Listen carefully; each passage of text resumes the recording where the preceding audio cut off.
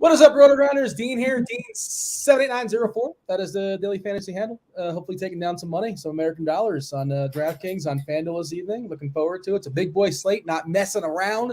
13 gamer for that reason. You know, this is three collectively, myself, Chopper, and Andre, collectively the three of us. No reason to disperse who won what, but three individual $1 million winners. We got Dave Potts, Cheeseisgood coming on later. He's won two himself. $5 million winners. Also, chief meteorologist Kevin Roth, of course, on Crunch Time. I'm sure him and TJ are going to have a good time talking some smack, talking some basketball. Joining me today, Chopper. Chopper, you see by chance, you see Ross mixtape this morning that he tweeted out? I saw it, man. I saw it. Yep, I saw it. What do you think? What do you think of his game? No comment. What, he was making some buckets? And I can appreciate that. Good job making some buckets. He's coming on next, I believe. Yeah.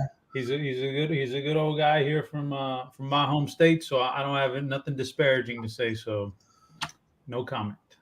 Well, I mean, is that more or less impressive than just a picture of TJ from like 12 years ago holding up a couple trophies without context? I have to say it's much more impressive than because the TJ's completely out of – we have no idea what the context was.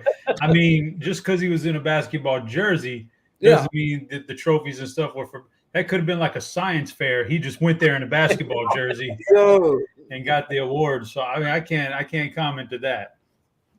How about yourself, Andre? I'm assuming you caught this as well. Were you impressed with Ross' basketball skills, or not so much? I thought it was impressive. I didn't get a chance to watch it. I'm gonna watch it probably after this. Now, I might watch it while we're on this, just to see. But I don't know. Me and TJ were talking about it earlier though, on the Fanduel Friday show. I can't honestly. I just can't wait till we all get together again because I wanna play basketball against you guys and see who's good and at what, because I play ball myself and I play with a whole bunch of guys who played like overseas and stuff like that. So I think I can hang with you guys. Spoiler, I'm not good. I tore my ACL playing basketball many years ago in college. It was never my sport. I was more of just a rebounder, kind of grinder type. But racquetball. I'll play y'all in racquetball. That'll be a good time for sure if anyone wants to take me on for that. But that is not my game, unfortunately. I dropped the link in chat for you, Andre. And for the people in chat, what up, chat? Hit that like button kindly. Subscribe, turn on notifications. You guys can watch Ross mixtape. I think Chop is being a little bit mean here because it's pretty impressive. It's not edited in any way. He even left a missed shot in there. I think he made like 4 or 5 buckets. He's got some pretty good handles too. A previous mixtape many years ago, Roth was dunking, potentially, allegedly on like a 9-foot rim. There was an allegation. He's not dunking in this one. He's a little bit older, but the jump shot's pretty wet, Chop. I don't know why you're so mean about it. You should respect Ross. I didn't have a single bad thing to say. What do you mean? Yeah, there's nothing nice to say. And by you pulled the old, like you got nothing nice to say nothing at all. You just pull back and say, you're putting words in my mouth now. There was an implication. Like, if you could say something complimentary, you do. Don't assume. I'm just a guy watching videos on the internet. That's all I am. I don't have any comments on them. I think they should play 1-on-1 and I think they should play 1-on-1 for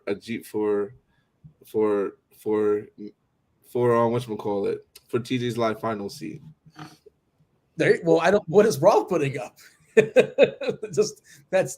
He's got to put up something pretty respectable if he's got the potential to win TJ's live final seed. That's a big deal. Yeah, we'll figure it out. We'll think of something for Roth to put out that equals the value.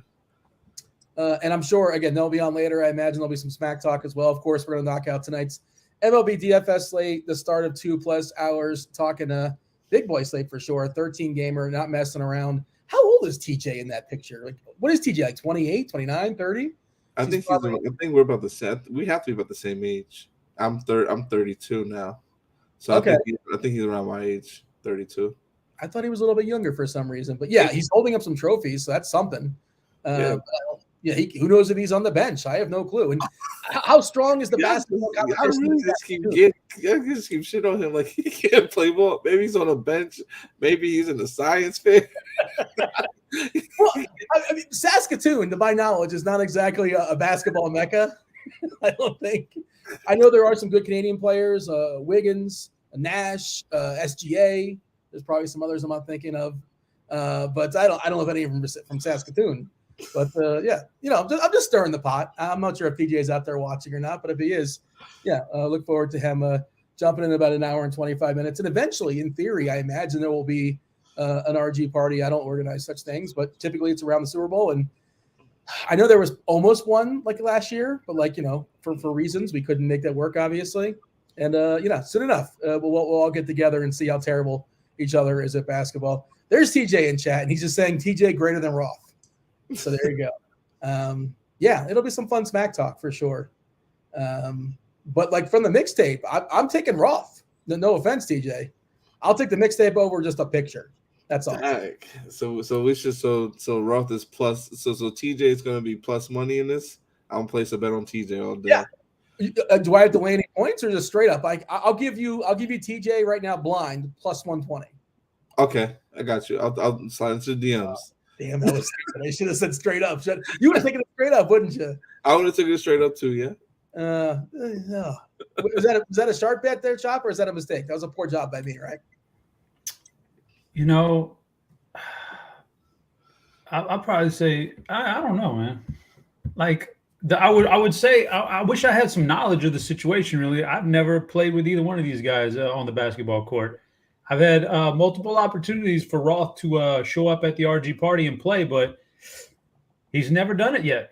I think he has. I feel like did he not do it? Every time he's come up with.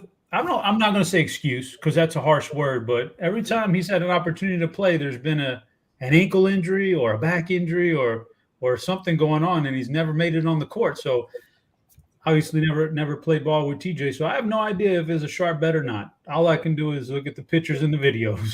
Well, yeah, but have you clicked in the video? Have you watched it? And he's making some jumpers. I've seen a lot of Roth videos. He had one a couple years ago where he was shooting these nice jump shots against a chair as a defender. All right, okay, I get it. I don't know about that one, but it is what it is. So I couldn't tell you. Videos can be edited. Don't believe everything you see online, Dean, with videos and pictures. You think that video is a deep fake? Is that what you're suggesting? Like Roth went that? You never know. You never know, Dean. Yeah, TJ does have youth on his side, and traditionally youth is a thing. But Roth he stays in shape. He's I think. He's also got. I think we're past that. As far as being 8-10 years older than somebody. I don't think that's a big deal these days. Look at Tom Brady's 45 years old and about to, play another season in the NFL. So I think we're past that. Yeah, but Brady's got access to medicine and doctors and nutritionists that Roth probably doesn't have. Is that fair to say? We don't know what Roth has access to. You got a point there. We don't know. Hopefully, Ross got a guy he's meeting in the GNC parking lot before he goes, and all of a sudden we're going to win some money from Andre. I'll lay 120 for your one. How about that? There you go. We'll put it out there. Is that fair? That's fair. All right. Let's not make it too crazy, but there you go. I gave you some juice, and I'm regretting it already. I probably should have just got that straight up. I see Herbert Good in the chat as well. Today is the Beat Mean Dean contest. Herbert called me out. I selected him on behalf of Kirk D's. He actually nominated him essentially. And, I went with his recommendation. And if he takes me down today in a head-to-head contest, he wins himself 1 month free of RotoGrinders Premium. Not just baseball, but all the sports, everything that's in season with the exception of NASCAR. So good luck to him. I'm putting my undefeated streak on the line, Chopper. But 2-0, but undefeated nonetheless. That's not grammatically incorrect. Kind of misleading though. But hopefully we win. And the promotions people are not going to be happy with me if I lose. But we're going to do our best to take down Herbert. Do you know Herbert? I mean, you know Kirk D's. Are you aware of Herbert's existence? He's a chat guy. He's a big chat guy. That's Kirk. That's Kirky's friend, man. Yeah. Okay. So I don't know if you guys cross paths or not because you and Kirkwood are boys, but all right. I just wanted to know what kind of style, what should I anticipate? Oh, I have no idea about any. Look at that picture they put up there on the screen of you. I have no idea what kind of game he has in DFS, but I'm not. Yeah, I don't want to accuse anybody of it, but Kirky might be spoon feeding him some plays tonight just to beat you. You never know. Oh, yeah. I'm essentially playing against Kirkwood, is what you're saying. I didn't say for sure. I'm just saying that you get a good friend and you want to take down the king. You might you might spoon feed That's him. not real. No. By the way, apparently, according to Kirkwood, he's a big BBP guy. So he's kind of stealing off of you, Chop. He's going to be playing, I don't know if you saw this, but Carlos Santana, who certainly has not changed as the last 17 years, has 9 home runs in his career versus Justin Verlander. So I don't know if you're excited about that. If you want to talk about that, I don't want to steal your thunder. But that's 81 plate appearances, too. They face each other a ton. Because No, he's not playing Carlos Santana. Are you, though, BBP, Chopper? Dean, come on, man. Listen, my BVP is patent pending, just like Kirk's weather model. But believe me, it's not spitting out Carlos Santana as the optimal tonight. Man, tonight's slate is it's pretty wild, man. It's loaded with goodness. Of course, we got a Coors slate. We got the Dodgers at a 7 total. What happened to the people that said, "Oh, first game in Coors"? You guys know first game in Coors. You can't play first game in Coors. They put up a 13 spot last night. Tonight they face Chad Kuhl, who I believe dropped a CGSO on him earlier this year, which is just one of the more wild pitching performances we've seen the entire season. They are the clear and best offense. Of course, you have Yankees, a total close to 6 against Chris Bubik, who certainly is vulnerable. Yankee lineup, of course, there's no Stanton, but they dropped Benintendi left on left down to the 6 spot. I think Bubik is actually a reverse guy. So interesting that they did not lead him off or put him a little bit higher. Toronto's lineup a little bit weakened with the absence of George Springer and Bichette. Both those guys are out, so kind of downgrade them. Do want to mention that St. Louis and Washington, speaking of Roth, he downgraded the weather there. Not freaking out just yet. Again, he's going to give us more clarity in about an hour-ish, but it is currently orange-yellow. I'll drop that in chat for the people if you want to read that yourself. Otherwise, everything else seems reasonably good. Yankee Stadium green-yellow, Atlanta yellow, Colorado green-yellow. No teams, no games are getting the fire emoji. There's no incredible weather out there. Just of notes, I think pretty good weather for Yankee Stadium. I think that seemed like one of the better ones, but nothing jumping off the page when it comes to weather edge as far as the fire emoji. But then it's just a plethora of pitchers, right, Andre? It's and Verlander is one of them, but there's a ton. There's so many good pitchers pitching tonight. Garrett Cole, your Yankee, probably best position. Ownership reflects that as well. But it feels like a huge opportunity cost as far as pitchers. Well, let's start there. What's your thought as far as the pitchers?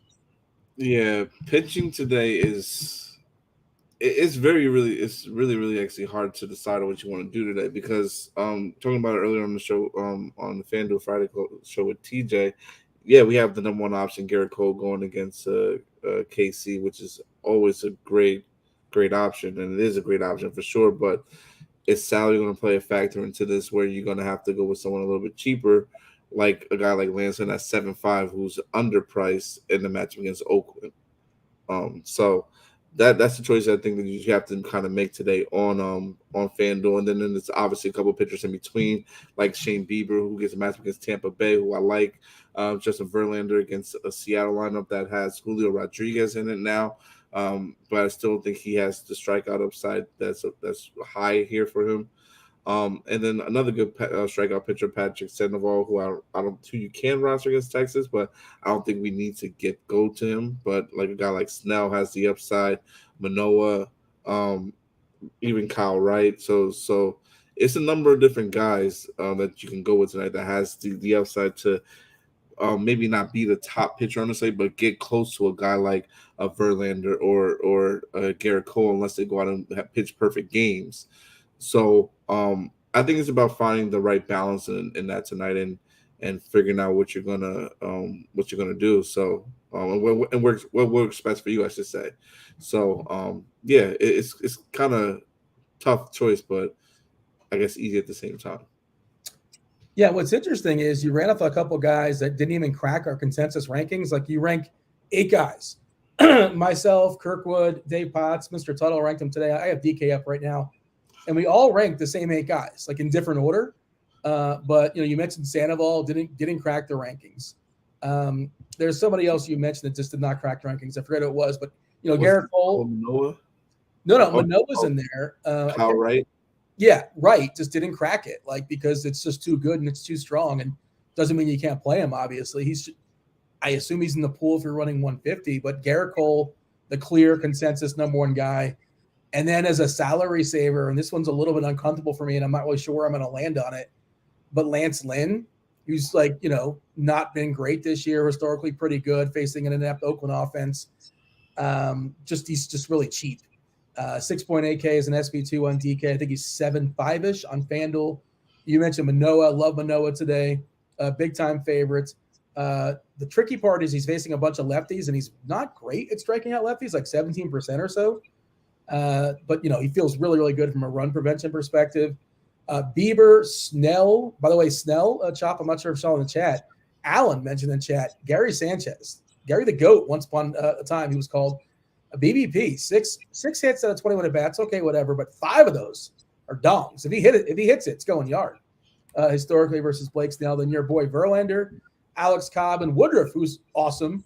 Not a great ballpark in Boston, but they are without obviously Devers and Story, so that lineup is pretty weakened. Chop, there's just a lot of options. And if you look at ownership, we'll talk about that in a second. Cole does separate himself, and I'm probably going to be with that, maybe even over that. How about yourself? What are you seeing as far as pitchers? Again, lots of good stuff to choose from. Well, my model originally I was like, wait, why is my model not spitting out Gary Sanchez? 5 home runs. That's crazy. and I looked deeper in the model. He excluded Gary Sanchez because of the 11 strikeouts and 20 at-bats. So, the model has this thing, man. I'm not going to contest it, but you say there's a lot of options, and, it's crazy, but there's a lot of options. And at the same time, there's really only a few options. Yeah. You better jump on these horses tonight, because you could really get burned going for these guys like Jeffrey Springs and Alex Cobb and all this other. So, 2-pitcher site, I think Garrett Cole's got to be in your lineup. And so that leaves you only one spot left. And I don't know, if you want to save some money, sure. But the studs are out there. And on FanDuel, it's kind of a no-brainer. I'll have a lot of Garrett Cole just because, like, who pitched last? Taillon almost pitched a no-hitter against these guys practically last night. It was crazy. So I got to have me some Garrett Cole. So I don't know, man.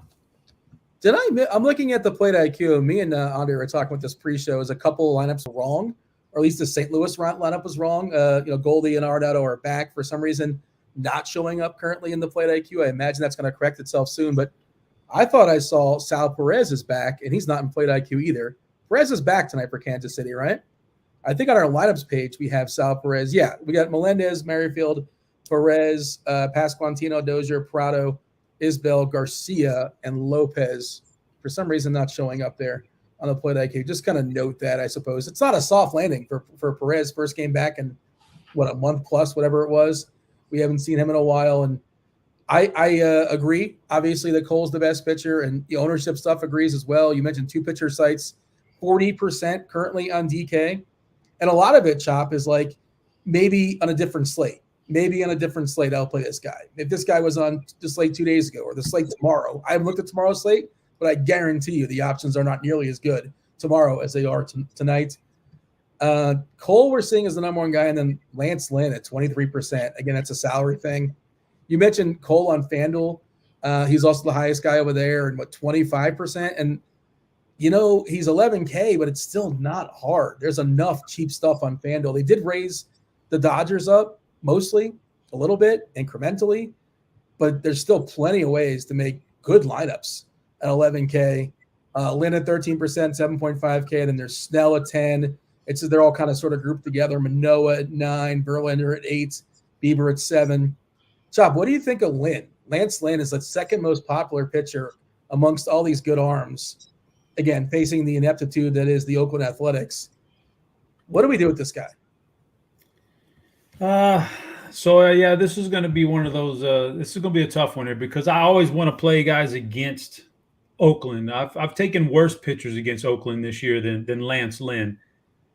Now, they're just not a good lineup. Looking at it, like where's the pop at? There's nothing in there. Like there's There's just not if you look up plate IQ, they're all in red for weighted on base. They just don't do much.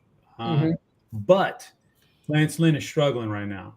His velocity is down. He's just not pitching. This is definitely not the guy we saw last year, and this is definitely like a shell of the version of Lance Lynn. So that's a tough one for me, man. Like he's going to pop in the optimals because, like, the bat can't take that into. It's just not taking that into consideration. You know that he's coming back from an injury and he hasn't looked good. It's kind of, I'm sure, with the sample size projection systems used, it's more than just a couple of weeks. So we're going to see the numbers are going to pop because it's pulling from old numbers like last year's numbers. But he's not that guy right now. But then on the other hand, it's a bad lineup. I don't know what to do with him. I'll probably have some exposure to him, but I got to imagine it's going to be under the field. If I run the 150 like I will tonight on FanDuel, and it wants to give me some Lance Lynn, I'll immediately go back and cut that number down for myself quite a bit, you know, and I won't go over the field. I'll go maybe half the field just because he's got a nice little price tag and it's the Oakland matchup, but I'm definitely not sold on him. I'm definitely not. There's definitely better options. It's going to want to give you Lynn. Like it's going to happen. Yeah. It's going to give you something. You're going to have to manually knock it down if you're running. Dean, yeah. By the way, I forgot to ask you. What's your thoughts on Hawaiian pizza? I have. There's a big debate I'm going through right now. You forgot. I think it's kind of silly that people. First of all, we perfected it. We perfected pizza. Like they keep trying these different goofy things. It's been done, man. We mastered it. It's spectacular. It's weird. I feel like most people have an extreme thought on it. They either love it or they hate it. Like it's in their top 2, top 3, or it's like dead last. I think it's fine. It's just fine. I like pineapple. I like ham. It's okay. I won't generally order it if it's available. Sure, I'll have some. If you're feeling goofy, you're feeling ambitious. Sure, why not? But I don't know. I'm kind of middle of the road on it. It's good. It's fine. But it's not to the top. It's not to the bottom. How about you, Andre? The people always have a hot take about pineapple pizza. I like pineapple pizza. It's good. Ooh, With bacon, nice. With bacon, pineapple, you can't go wrong. Well, wait, that's not Hawaiian. You throwing bacon there. It's bacon. I put bacon on my I put bacon on everything. Throw some bacon on it. We don't have no constraints here, Dean. You can do it, but you can't call it Hawaiian pizza anymore.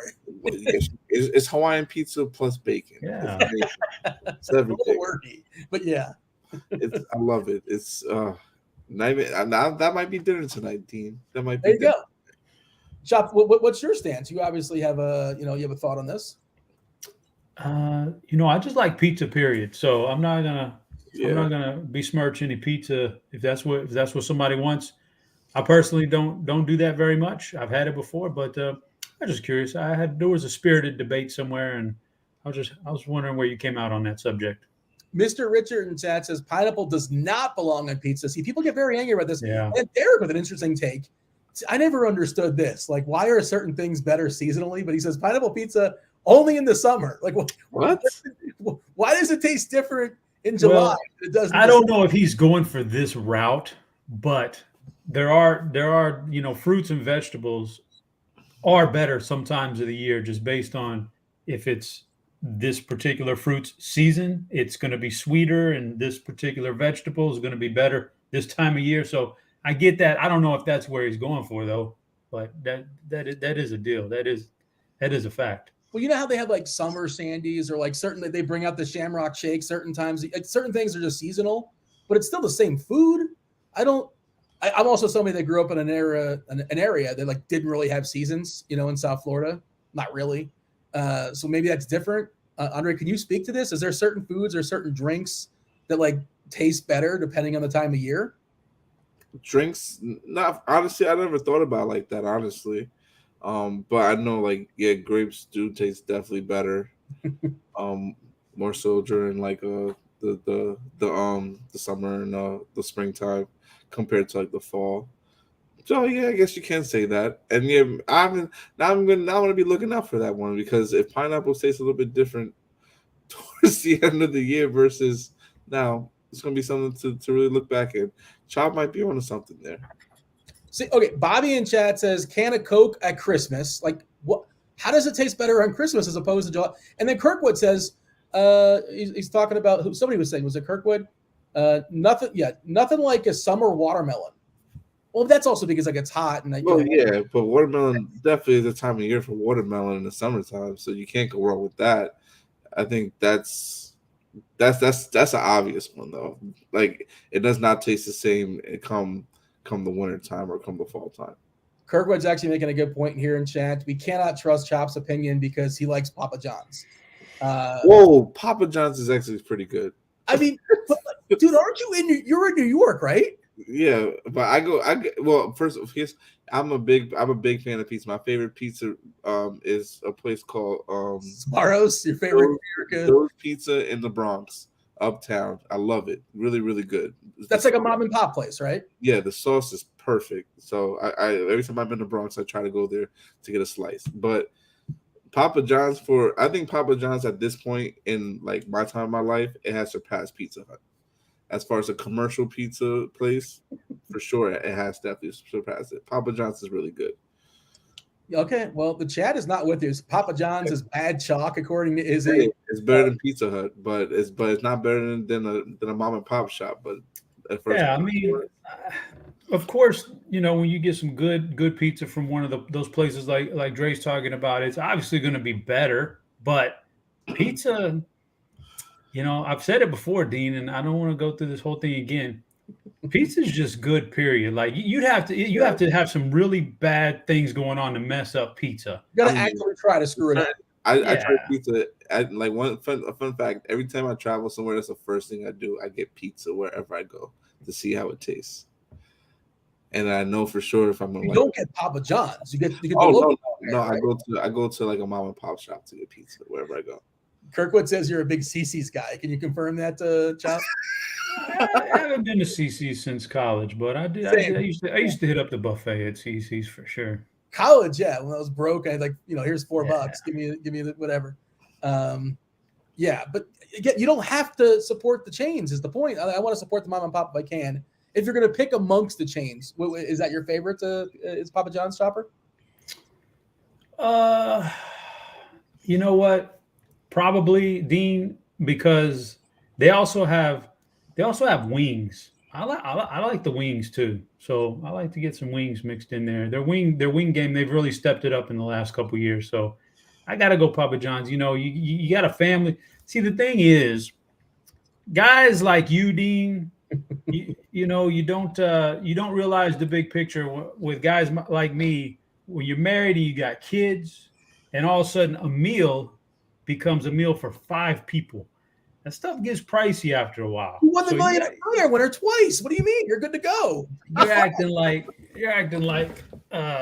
First of all, I've had the family longer than I've had the millions. Okay, so this is back in the day, and those habits die hard of being a little bit frugal, and you guys, it's crazy. People don't understand how big of a chunk Uncle Sam takes out of that, man. Yeah, you walking around. I don't get it's depressing there for a couple months after you have to sign that check over to him, but it is what it is, man. So I like to have a nice little relaxing Friday night when I order pizza. I don't want it to absolutely break the bank. If I could literally get SeaWorld passes for the year for the cost of a meal for this family if I don't watch out.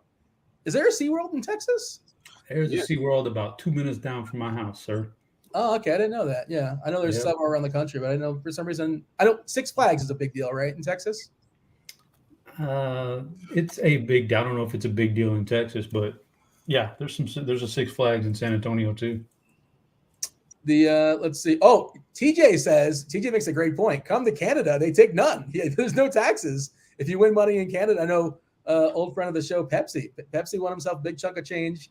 Canadian, and you got to keep the whole deal, the whole kit and caboodle. But what is it? $300K? It's a big deal. It's a lot of money that they take. I'm not sure what it is exactly, but it's great winning $1 million. But it stings writing that check, I'm sure. But you're kind of free rolling the rest of the year, aren't you? Isn't that how that works? Sort of, in some way. Nah, that's not exactly. Somewhat. You get a little bit of a discount the rest of the year, but again, be careful, because if you're trying to play that game, you could actually lose your whole damn million, man. if you don't watch out. Mm-hmm. Congratulations, Chop. You can successfully sidetrack the show. We got plenty of time, Dean. We're already through the pitchers. We're just Yeah. gonna whip out some positions now. No biggie. Well, if you guys are in chat and there's some pitcher you want us to talk about, want us to explain, go into detail, feel free to fire those names out. I'll do my best to keep my eye on chat. And again, there's a whole bunch of options. The chalk is going to be pairing Cole and Lynn together if you're playing cash games on DK. I think cash game, Cole's going to be the pitcher on Fanduel as well. But again, there's a pile of other options we can kind of dig into, and we don't need to focus on every single one, but beyond that, Andre, beyond Cole, beyond Lynn, I know you threw out a couple names before, but who is your favorites amongst Manoah, Bieber, Snell, Verlander, Woodruff, Cobb? You have somebody that's rising up in that grouping? Manoah, you said Manoah, Bieber, Snell, and Cobb. Well, first of all, I'm not playing Verlander, Robbie Ray. We're not even talking about Robbie Ray, but he's throwing baseballs too. And in theory, I got the under on this strikeout, so I can't even recommend Robbie Ray today. But this is another guy, Woodruff, as the guy that I actually kind of like. I wasn't thinking about him earlier until TJ mentioned him when we were on the show. I think that's a good pick. I think that's a good guy to go off the board with him going against Boston today. That lineup being a little weak with Devers being still on the IL, I believe, and not back. And Story. And Story as well. So you got and then you have JD, who has not been hitting the ball really well, and who else is not really. The block has this. What he said, the block has a strikeout rate of 31%. So does Cordero too of 30%. So, and he's striking and he's pretty much striking out lefties to at 40% this year, and righties at 21. And he got 1, 2, 3. He got 4 lefties in this lineup minimum. So, I like it. I like Brandon Woodruff. I think he's a wild card today. I think he's someone that has a lot of that's a valid option today, and we can see a big game out of him. And he's going to be hardly owned at all. I think we have him at like 2% on FanDuel, and maybe I would assume he's probably going to be a little bit more, if anything, on DK. So that's my favorite guy out of all those other guys that are under the radar. We got Tank in chat saying Woodruff is just greater than Cole. I don't know if he's talking about ownership or adding context or just in general. Woodruff is better. In that Boston lineup, you talk about like the back end, especially like JBJ is not a good hitter, good fielder. Yomer Sanchez, pretty terrible as well. Dahlback, we know he's got some power upside, but he also could strike out 3 times against Woodruff. Wouldn't surprise us. The other thing I wanted to say about Lynn, which I thought was interesting, if you want a sales pitch for him, is his lefty-righty splits this year. And historically, he's been much better against righties. This year, only striking out 15% of lefties, 28.9% of righties, 111 ISO, which is awesome, 281 WOBA, which is very solid as well. And this Oakland lineup is bad, and it's got 6 righties. And the lefties are Tony Kemp, who's just completely punchless. Now, Brown is a guy that can take him yard. That wouldn't surprise me. All-star Brown, because by default, you got to pick somebody. And then Bolt, who's got a pretty cool name. Sky Bolt, awesome name, but the bat is not very impressive. Chop, your thoughts here as far as the rest of the pool. And if you're running 150, do you know, if you figured it out or you're still kind of tinkering, how many pitchers are in the pool for you? Well, the pitchers right now in my pool, the ones I haven't completely eliminated, there's still 13 guys on my list, but obviously that'll get dwindled down even more. I kind of don't want the Robbie Ray. He just got shelled by Houston here recently. Joe Ryan's probably a little bit iffy for me. I might be more likely to play San Diego Stacks than I am to play Joe Ryan, so he'll probably get eliminated. I haven't pulled the trigger on cutting off guys like Martin Perez because that's a great matchup, and he hasn't been bad at all. So he's actually been pretty good. So anybody versus the Angels, basically. Yeah, right now. So there's still some guys on my list, but man, I'm really going to be concentrated it with Cole, Bieber, Verlander, and Manaea. That's my heavy concentration, and I want to see how easy it is to get my Dodgers stacks in there. And if it's easy enough, then I won't even go outside that range. If it's a little bit more difficult, and I need the salary, then I can go down to the other guys like the who are like Kyle Wrights and Jeff. I even have Jeffrey Springs on my list and Alex Cobb just in case, things like that.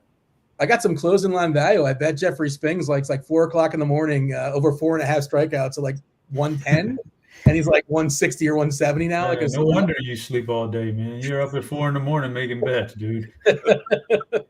You know who else? You know who else sleeps all day and stays up all night? Who's that? My 14-year-old kid. So congratulations, Dean. You're in great company. So did he also bet the Springs, over on strikeouts? Stay up all night playing them damn games on the video games. What do they play? What's the game the kids are playing these days? Right now, I know my one son plays a lot of the NBA, the new NBA jams. He's always in there. There's a new NBA jam game?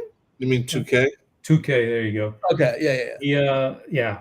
I always tell him watch his language in the house, but I hear him up in his room just cussing and throwing that damn controller around all night long because he's getting beat in the game. And the other guy, I don't know what he plays. Rockets, probably. You probably made him play with the Rockets. No, he's a Golden State fan. He's a bandwagon. But what a homer! I know, man. What a bandwagon jumper. But then the other kid, I don't know what he plays. He plays some not a sports game. It's more of a, no. The kids are past Fortnite, man.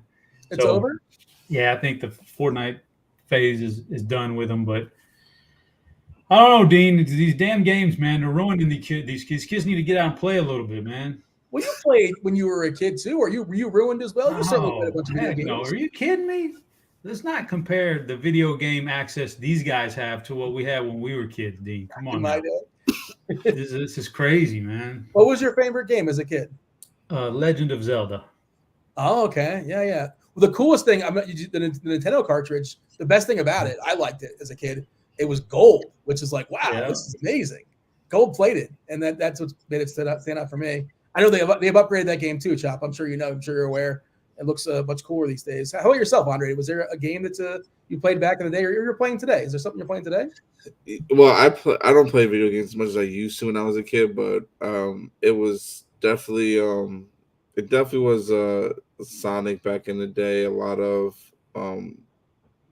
pretty much like Sonic. I would play. Like, it depends on the system. Like, I know one game I did like a lot, Star Fox and Super Smash Brothers, Grand Theft Auto, things of that nature. So you got Sonic over the Mario Brothers, huh?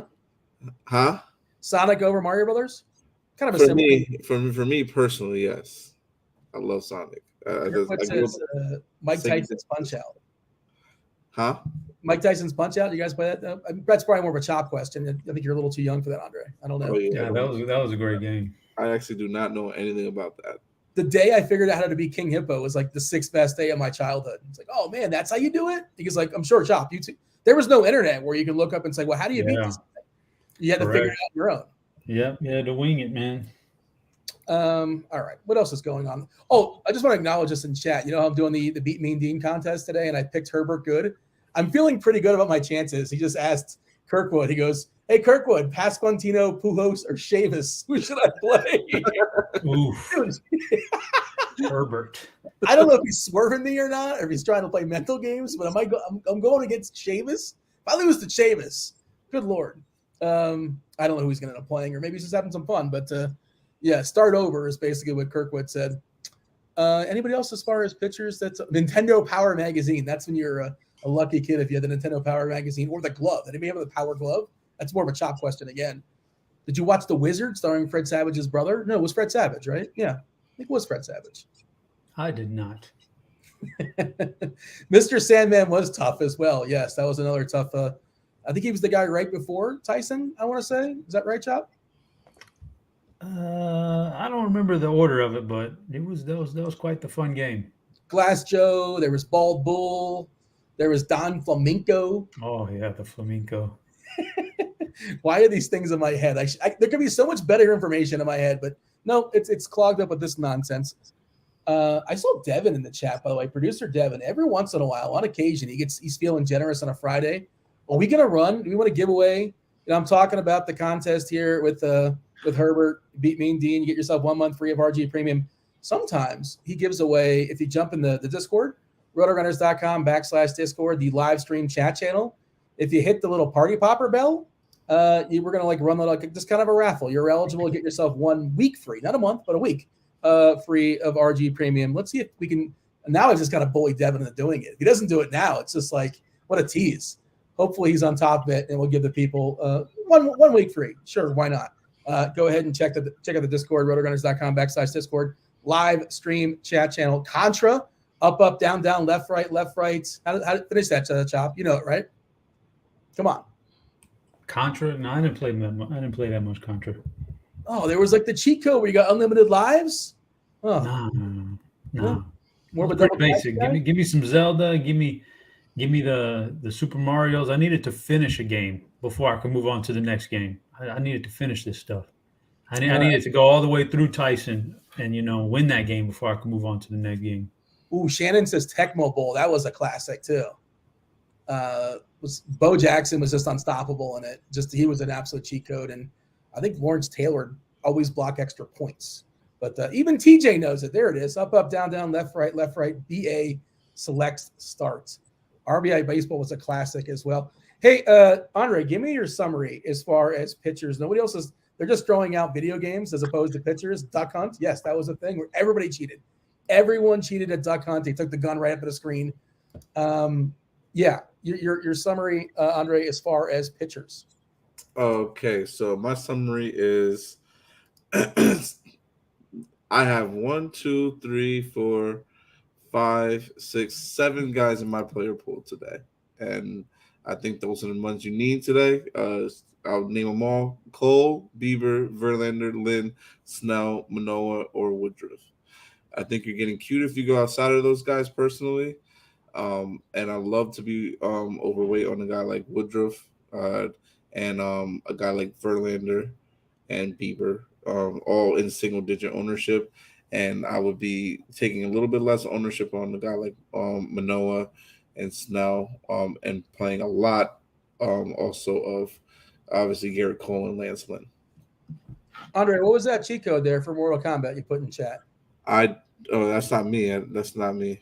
Well, it's somebody else named Andre. Okay, never mind. Andre. Never mind.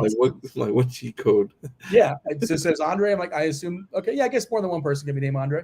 What do you have, Chop? As far as I see in chat, Squatch Happens is asking about FanDuel. I know you're focusing pretty strictly on FanDuel today, so run down your FanDuel pitchers. FanDuel pitchers. Let me give. I mean, I think at this point, a whole lot of Garrett Cole, and then after that, I'm with a little mixture of Bieber, a little mixture of Verlander, Woodruff. I'm probably a little bit slightly higher on Manoah, just based on the lineup and based on probably getting a couple of spots in there where he could probably rack up 4 Ks between 2 guys. So passing on most of the other stuff, and I'll sprinkle in a little Blake Snell if I need to save a little money down there and Jeffrey Springs, Blake Snell to save a little money, but a whole lot of Cole and see where I can go from there. I don't like Springs as much in FanDuel just because they don't let him go very deep typically. So I don't know what his chances are getting that QS, the quality start. He is pretty cheap though, 7.7K. Seems like basically a direct pivot away from Lynn. So sure, I hear you. And if you're only sprinkling him in like 4 or 5%, you're probably over the field anyway. Is there anybody you're well over or well under? I'm looking at the ownership here, Chop. FanDuel specific, 25-ish for Cole, 14 for Lynn, 10-ish for Snell, 8 for Manoah, 8 for Bieber, 7 for Verlander. Is there anybody you think are going to be well over or well under? Yeah. 3 roughly somewhere under 5% is what we have Alex Manoah at. I'll be well over that. Yeah, we got Manoah at 8%. And really? On FanDuel? Yeah. Okay, maybe I need to refresh then. But so here's the thing: is that I have the RotoGrinders lineup HQ ownership stuff up right now. I know also you might have the bat up, and that probably has a little bit different as far as ownership. Oh yeah, that does.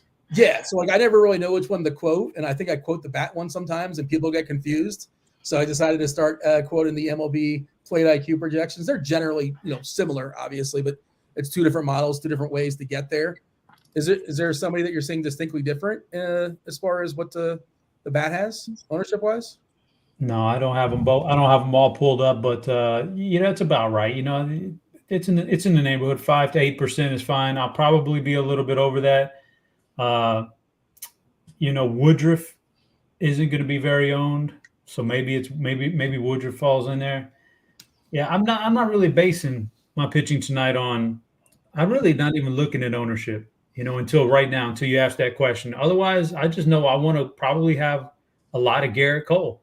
I think it's a prime matchup, and like Cheese said in his article, just a fantastic set of skills he has that can get you there. So that's the guy I'm really keying in on, and everybody else I throw in will just be a sprinkle, and if they hit, they hit. Kirkwood says you were a ranked Pitfall player. I don't think that's true. That's a chop fact, right? Me, Pitfall? No, didn't play much Pitfall. Blades of Steel was a classic. Double Dribble was awesome. The chat's crushing with some old school titles. Burger Time. I thought Burger Time was more of that was more like when you go to the Atari, right? Not the Atari. Arcade. Arcade. Why couldn't I think of that word? Yeah. I feel like that was more of an arcade game, but I do remember Burger Time as well. TJ was a big Tetris guy. I feel like TJ's once upon a time was ranked in Tetris. Maybe I'm making that up, but really, wow. I think that's a thing. That could be a team fact. I'm not really sure. Paperboy, another good arcade game.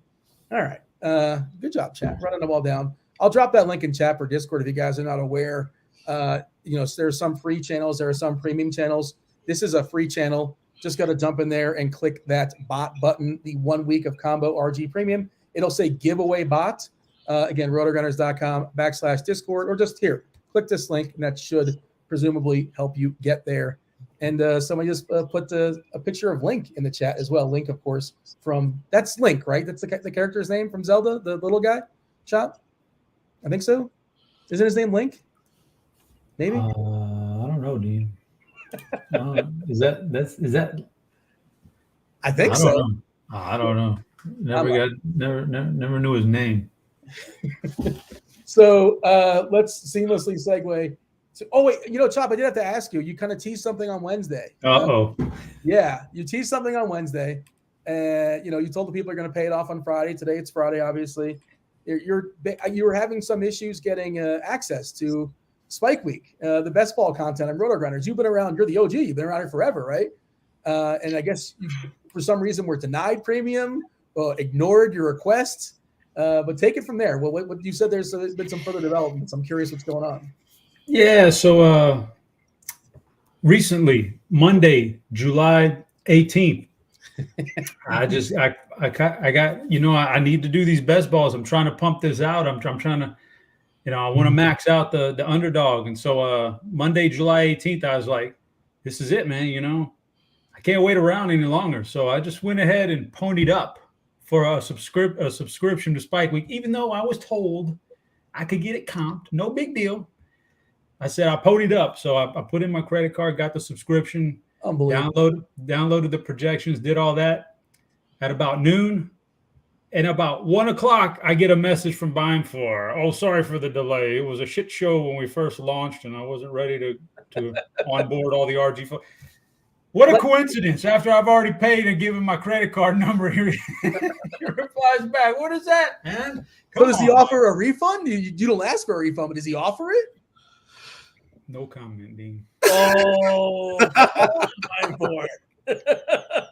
That's the problem with winning $1 million twice. People just think you can afford anything, right? You can afford quality pizza. You can afford Spike Week, best ball content.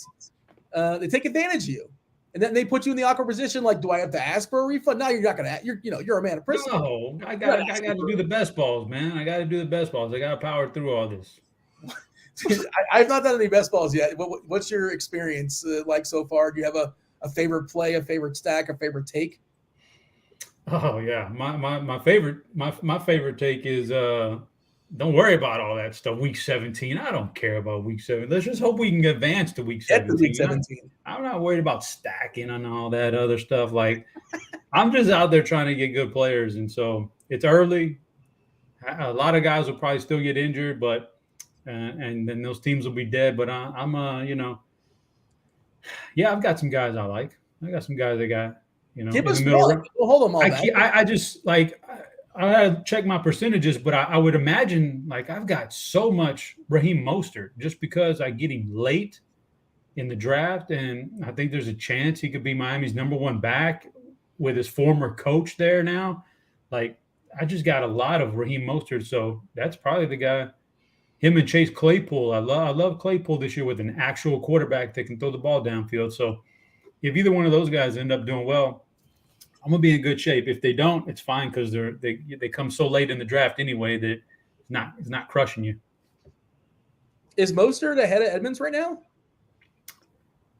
I don't know, but I'm not really worried about all that right now. Yeah, because at some point, at the end, if he's healthy, he's the best one there.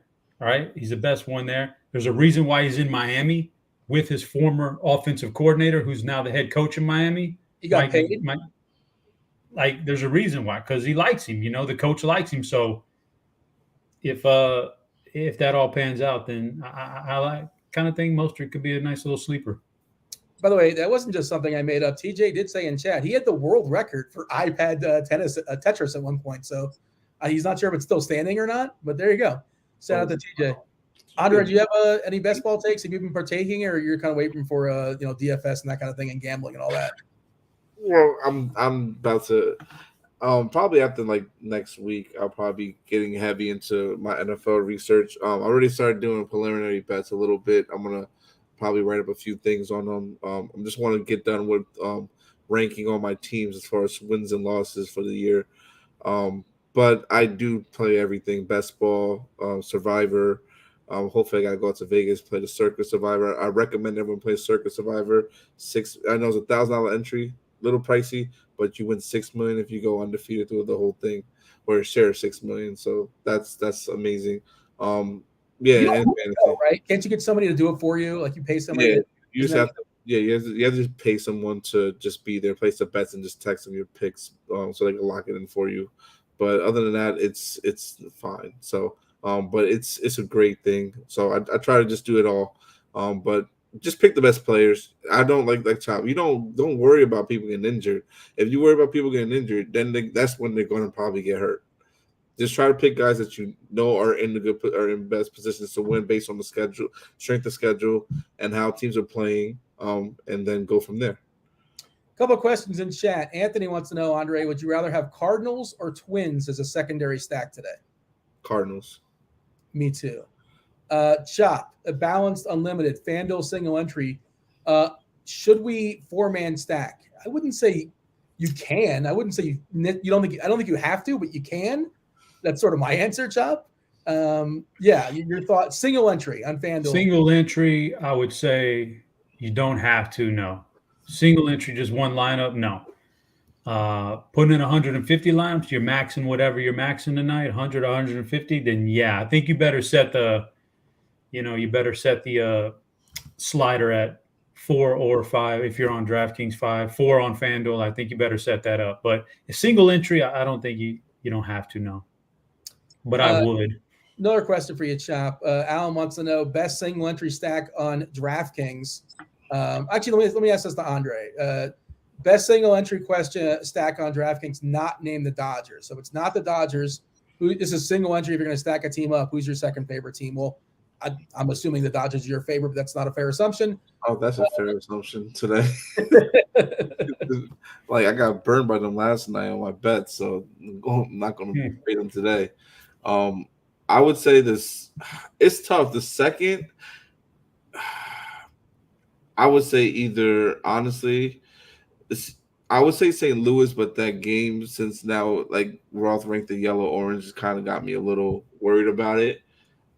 So if the weather wasn't considered to be St. Louis, but since it is, I would probably say, I'm going to say the Yankees because the weather there looks phenomenal tonight. Mm-hmm. I think that they're going to try to go off since they had a 1-0 game yesterday. I think it's going to be crazy in New York tonight for them. Dean, yeah, stacks are stacks, kind of regardless of what site they're on. You're just trying to pick out the teams is going to score a lot tonight. So yeah. Just because it's on, the same stacks I would like on FanDuel is the same stacks I would like on DK. So for me, my answer to that one would have been would be Atlanta. After LA, I kind of like Atlanta there against Bumgarner. So the reason why I shuffled that question to Andre is because I had another question for you, and I didn't want to give you 3 in a row. Give me 3 in a row. That's what I'm here for, Dean. Well, Andre, collect. That's why I get a paycheck. I need to answer questions. You want to give Andre the Tony Snell usage? Like, just let him just chill the whole time? He can answer Stay in this the one. corner? Well, we shouldn't be pigeonholed into certain questions. We should all be able to answer whatever questions are out there. But I think this pertains to you. That's Okay. why. You're making 150 lineups tonight in Fanduel. I'm curious. You're talking about, like, the sliders and all that. Like, you know how you can click in the lineup HQ, lineup builder and all that. You can click, I want 4-4 lineups, or I want 4-3 or 4-2 Yeah. or 2-3. Do you mess with that? And do you would you lock in all 4-4? Like, I don't do that when I'm not somebody that MVPs, but when I do, I like to give myself some versatility and give myself some 3-3s and some 4-2s. But what's your thought on that? I don't. I hardly ever do a 4-4 stack. That's just me. I look at the leaderboards, and sometimes you'll see them and they're up there, and I know a lot of smart guys do it. I just don't do 4-4 stacks. Like on FanDuel, when I'm running 150, I'll do a 4-man stack. And after that, I want to have, like you just said, flexibility as a cue. I want to have some flexibility at a certain point. There are players I like, individuals from a team. And maybe I don't like 3 of their teammates, but I want to get those guys on there. I want to get those, those good players on there somehow. So I want to have the flexibility to be able to lock in Juan Soto for 10 of my teams and with another 4-man stack somewhere out there without having to lock in Juan Soto, 3 of his teammates. Yes. And that kind of thing. So for me, it's usually always just a 4-man stack, no 4-4s or 4-3s. If I end up with a 4-2, 4-3, it just happened organically. Yeah, we got Burger Fan in the chat. Burger Fan 69. I don't want to slight that full name. Talking about Chad Kuhl throwing a CGSO against the Dodgers last time out. Yeah, it's factually correct. It did happen. But some in the inner, Jay Cutler, don't care. Okay, sure. Let's see him do it again. I'm still going to be firing some Dodgers. By the way, Toronto. Somebody mentioned Toronto, and I had them higher today, and I downgraded them throughout the day because they lost Springer and they lost Bichette. And that lineup is just obviously not as strong without those guys. Still in play. I'm not going to say you can't play Toronto, but I think I dropped them to the 5 spot as far as my stack rankings. Let's do that. Let's rank our favorite stacks, Andre. And if you pull up our consensus rankings as far as stacks today, of course, it's the Dodgers number 1 with their 7-run team total, well above the field. Number 2 is St. Louis, then your Yankees, then Atlanta, then Toronto, Colorado, a little bit of love, Milwaukee, a little bit of love. Is that kind of sort of where you're at? What do you agree with? What do you disagree with? What team is missing? You said Yankees, Dodgers, Colorado. What were the other 2? Yeah, so number 1 at Dodgers, number 2 St. Louis, number 3 your Yankees, number 4 Atlanta. Chop likes them. Toronto, and then one person mentioned Colorado, one person mentioned Milwaukee. I like both of those, Colorado and Milwaukee. I think they're great, and they're under the radar. I also would throw Houston and the White Sox in there, because I think Robbie Wade gets blown up again today, and this time it's going to be worse. I think that they have a real good shot to be a good top stack. So I would say Houston probably would make my top 5 for me. But I do like I said, I do like the White Sox today a lot. They always have such a great, like, their team is, they should be dominating. They should be have a lot better of a record than what they do now. I know injuries played a part in it, but I think that they're a sneaky one today. I did bet the White Sox today, so if they blow it up, they're terrible. I'm a big old mush, and yeah, if you look at the plate IQ, that they've been terrible this year, especially against righties. But it's kind of a bet against Kaprelian, who I think has been worse, and a fair bit of fly balls as well too, and gives up plenty of power. And I like Chicago over Oakland, and yeah, I bet the over on that game. The over on the Chicago total. Chicago on like all adjusted run lines. So hopefully the White Sox have themselves a good time out there. What's your thoughts, Chop, as far as stacks? I've got 7 that I really like right now. The Dodgers topping them off, at the very top. Yankees, Toronto, solid. Atlanta, I think, is nice and sneaky tonight, or else they'll go under the radar because of the other guys. St. Louis, Milwaukee, and the White Sox. Those are the stacks I really like. The fringe teams that might get some ownership in stacks, guys like Colorado. I could pass. Pittsburgh going against a young pitcher, but these are teams that don't interest me. These are teams I'm probably not going to stack, but I can see them gathering some fringe ownership. Philadelphia against Quintana and Houston against Robbie Ray. I'd rather one-off guys from those teams than full-on stacks myself personally. Do want to mention, I know Chopper playing on Fanduel. You should also spend $3 more and join the Fanduel single entry series contest that's going down.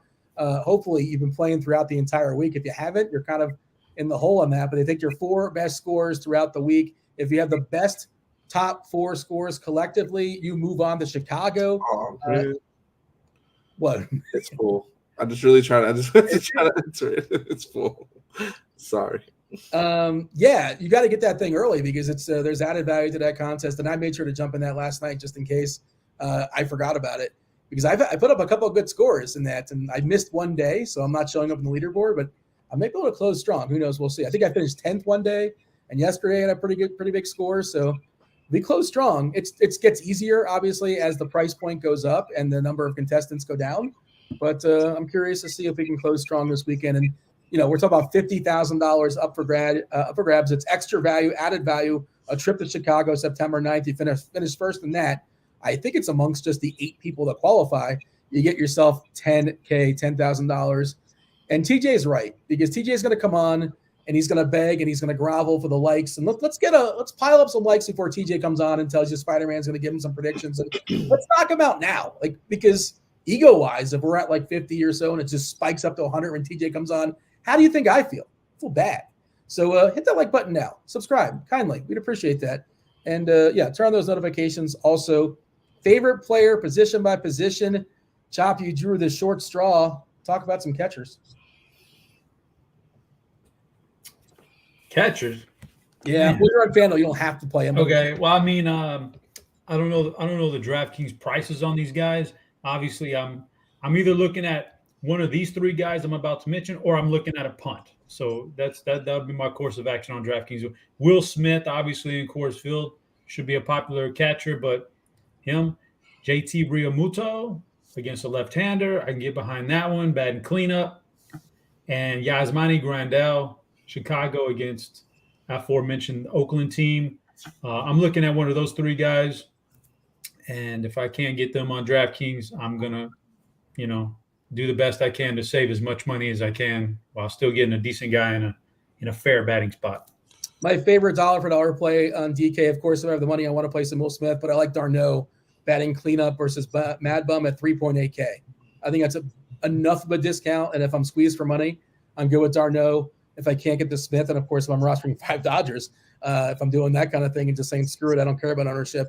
If I cut Smith, again, I want him, but I don't know if I can get him. Otherwise, obviously Kirk, batting 3rd versus Detroit. What do you have here, Andre, as far as catcher? Pretty much all the same guys that y'all both mentioned: Will Smith, JT Realmuto, d'Arnaud, and Grandal. My favorite, or my guys I'm going to go with, because on FanDuel you don't really need a catcher. But I do also like Alejandro Kirk. I think he's another good option for Toronto today, even though the lineup is watered down. But low strikeout guy. Likes gets a lot of contact, so I don't mind that. And I also don't mind taking a shot on Sal Perez, since he's back today. If you want to play him in GPPs, he's 2.8K. Cole does give up a home run here and there sometimes, so maybe you can get lucky with Sal Perez being a one-off and going that round and getting a home run.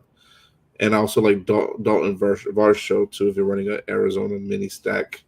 And going against Wright. Cole, I don't mind that either as far as Perez. I thought we'd be able to get him kind of cheap. Every once in a while when a guy comes back, he's super cheap. And he is cheap on FanDuel, but his DK price wasn't really. But, Cole obviously is awesome, but he will give up some power. He's also a reverse splits guy. So I do not hate, as a one-off. I feel like one of those Kansas City guys are gonna hit a homer. I don't know which one. So maybe Pasquantino sneaks one down the line or something like that. But don't mind that at all. First base, Andre, obviously plenty of options here. Freddie is in Coors Field. He's kind of expensive, but, certainly one of the better hitters on the entire slate. Vlad as well. Hoskins, you're getting a bit of a discount. Don't love the ballpark, but the FanDuel discount's pretty good. Rizzo against Bubik, who's been reverse splitsy, so I don't mind him, kind of sneaky certainly in your Yankee stacks. Even as a one-off, it's not a terrible play in my opinion. What do you have as far as first base? Love all those guys that you mentioned. You forgot the one guy who I really do like a lot though. Paul Goldschmidt. Going against Sanchez. I know there's concern with the weather there, but his first game back, obviously, since they're back in the States and he couldn't play in Toronto, I think he's going to go yard today. I think he's in a great position, so I like him today a lot. Jose Abreu is another one I like. I do like Rhys Hoskins a lot too as well. There's another guy, and Rowdy Tellez to round that out. And DJ LeMahieu in your Yankee stacks is someone I don't mind taking advantage of too. And Matt Olson. I mean, if we can't forget about Matt Olson today, I think he's in a great position too against Bumgarner. When I was looking at it earlier, like digging into some stats earlier, he hasn't done well against him recently, but the numbers just support this year that he should like at least hit a home run off of him today. So I like Matt Olson today a lot as well. Anibal Sanchez is like, 37, 38, 39 years old. He's historically reverse splitsy. He's a big ballpark bump for St. Louis. I think it was orange-yellow earlier, and maybe he updated now to yellow-orange. Maybe it's getting a little bit better in Washington. I'll go ahead and drop that link in chat. That's Kevin Roth. He'll be on in, 20 minutes, give you guys verbally updated. If you don't feel like reading, you don't want to read, Roth will tell you what's going on there in Washington to the best of his ability. Of course, historically, Washington does some really goofy things as far as their rain stuff. Chop, what do you have at first? Yeah. Freeman in Coors Field, obviously. Goldschmidt, you mentioned. Vlad is great. Jake Lamb still batting fifth in Coors Field. Got to love that. And the only one that's probably a little bit off the radar, I like Yuli Gurriel being moved up to the 2 spot in the order. I'm going to play him in that spot. The thing about the bat and how everybody, a lot of people around the industry really kind of use the bat in a lot of different ways, but it's never high on Gurriel, so you're always going to get that low ownership on him. And I like that bump up in the order. Yeah, if you were the manager of the Astros, would you bat him second? Yeah, I think so, Dean. Like, there's a lot of I know maybe this is the end of his career. He's 38 years old. Maybe he has hit that wall now, but you would expect that if he hasn't, that there's going to be some regression. He's gonna snap out and have a good second half of the year. You would think if he's got anything left in the tank. So I think there's still some possibility at regression, which is going to be good for us if he does. And give him a shot. You give him a shot here for going to be coming up on a week now. By the time the trade deadline rolls around, it'll be about a week of him batting second. If he hasn't snapped out of it by then, he probably gives you a little bit more incentive to go out and get a Josh Bell or something like that to have a little extra cushion there. I think I'd put Tucker Alvarez second. Of course, it's left on left. Yeah, but they've got that thing. Dusty's got that thing, man. He just wants to stagger it so bad, and at least he moved up Tucker and Jordan to 3-5 instead of 4-6, which it has been for the last year and a half. Yeah, and by the way, I didn't realize how terrible Bregman's historically a lefty masher, just horrendous this year versus lefties. His ISO 103, 145 plate appearances. Just think that's, I guess, interesting. Maybe that's an outlier. Maybe he's been unlucky. I've not dug into that, but not very good. Third base, Andre, what do you have for me? Third base? Did we touch on second? Oh yeah, let's talk about seconds. Okay, so Max Muncy, Gavin, anyone. I'm not even gonna mention the Dodgers. Anyone in the Dodgers is good today. So besides that, Jose Altuve, someone I like getting to today against Robbie Ray. He's performed really well against Robbie Ray. When I looked into it a little bit, I think he has a slugging percentage of 1.158, 11 hits and 2 home runs, and 23 plate appearances against him. So he's someone I really want to get over the field on, especially at 2% on FanDuel today as a one-off. I do also like a guy like Nolan Gorman going against Sanchez today. And then I also like getting to a guy like Biggio if you're going to go with a Toronto stack. He's cheap at 2.4K. Going against a pitcher in Garcia, making this, I think, Garcia's his first appearance, if I'm correct. And Colton Wong going against for Milwaukee today as well. Yeah, I think there's a lefty opener there, but then Bayo is going to come in and be the long man. I think that's the plan for Boston. And I love it. It seems like a good salary saving spot for cash, like Lux, Gorman, Biggio leading off today for Toronto. Of course, that means a tournament you can spend up as well. Chop, what do you have as far as second base? I'm being bombarded by DMs from Grant, and he's tilting me because he's asking me about ricotta cheese. And like, ricotta cheese is a bottom 5 food. It's absolutely nauseating and gross, and I'm thrown off if you can see my face. But I despise ricotta cheese. Interesting. Vile. I don't know why he would randomly ask me that. Maybe somebody prompted him. But go ahead. Talk about second. Well, what do you put in your lasagna? 86 still we're good. Yeah, I would a specialty order. I would say in my house. I actually transformed the house. Everybody's like, you know what? We're on board with this. We're not. It used to be like a separate pan with one without. But yeah, it's come on. It's just 86 to ricotta. It's fine. That's a unique point of view. But second base, like Andre stole my thunder. Jose Altuve, that's my BVP play of the day right there. I was going to say that, like, the factors, they're all working in his favor. 19 at bats, only 1 strikeout. Love it. Love that ratio right there. You throw in 11 hits in those 19 at bats, okay. And our time frames are fine. It's not like Altuve's an aging guy that can't hit no more, and Robbie Ray's up and coming in his prime. Altuve just took him yard about a week ago, so we're fine there. I like Altuve quite a bit. That's my number 1 second baseman and my BVP play of the day. Other than that, Max Muncy, Gavin Lux out there in Coors Field. Gleyber Torres. I think Gleyber Torres is a good bet tonight. And then some other guys. Simeon is fantastic. He's okay, again, not fantastic. I do like, you mentioned the injuries to Toronto. What that does is move up some guys higher in the order, makes them a little bit more value-driven. Kevin Biggio batting leadoff tonight. I like that one. Jason in chat says it's ricotta. Get it right. No, it's funny because I have an Italian friend of mine who would say he called it rigut. And I don't know if that's what standard Italians say, but I never heard ricotta. Is it ricotta cheese? Anybody? I have no idea.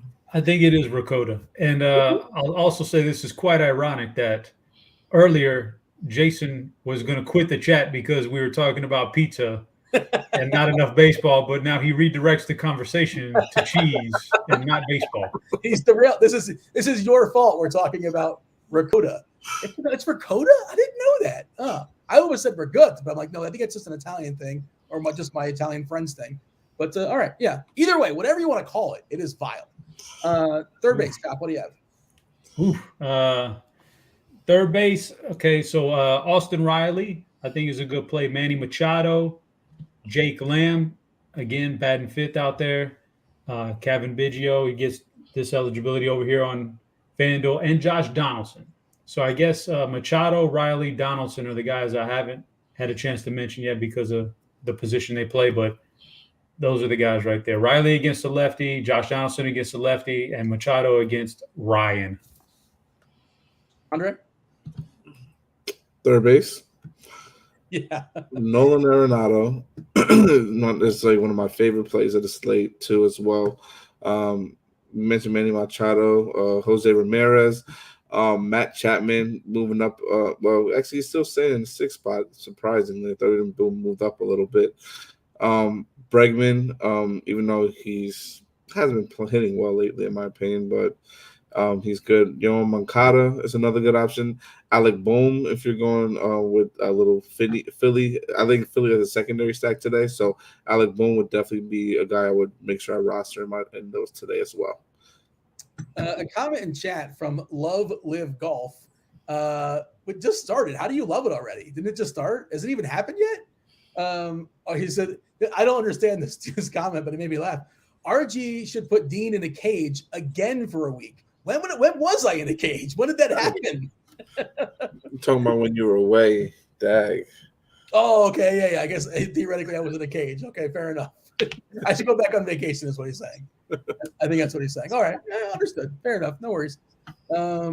Let's knock out we got shortstop. We got outfield. Going to read in a second as well, too. But we'll have time, in theory, for some questions, comments, all sorts of nonsense in chat. About 10, 15 minutes, depending on when they show up. We got the Crunch Time crew. Y'all get two-time millionaire winner Dave Potts. You get TJ, who's the greatest DFS player in all of Saskatoon. He's a savant when it comes to Tetris. He may or may not be good at basketball. I don't know. We'll see soon enough, I suppose. He at least posed with some trophies 12 years ago, give or take. That's something. Let's knock out Shortstop, Chop. What do you have for me? Shortstops. We're going to go with 3 guys I got highlighted here. Trey Turner, obviously. Coors Field, that's the easy one. Willie Adames. Don't mind Willie Adames. And I like this Atlanta stack. Dansby Swanson, another one against the left-hander. So they got quite a few guys in this lineup that I really like versus left-handers. And so this is going to be a good little showcase for them, I think. What do you have here, Andre, as far as some of your favorite shortstops? I like those guys that Chop definitely mentioned. Tim Anderson's another guy I like to get to. Jeremy Pena, part of my Houston stacks. I don't mind him at all. Ahmad Rosario, if you're running a little Cleveland. Cleveland also is a good secondary stack, not a primary in my opinion. Carlos Correa, going against Snell today.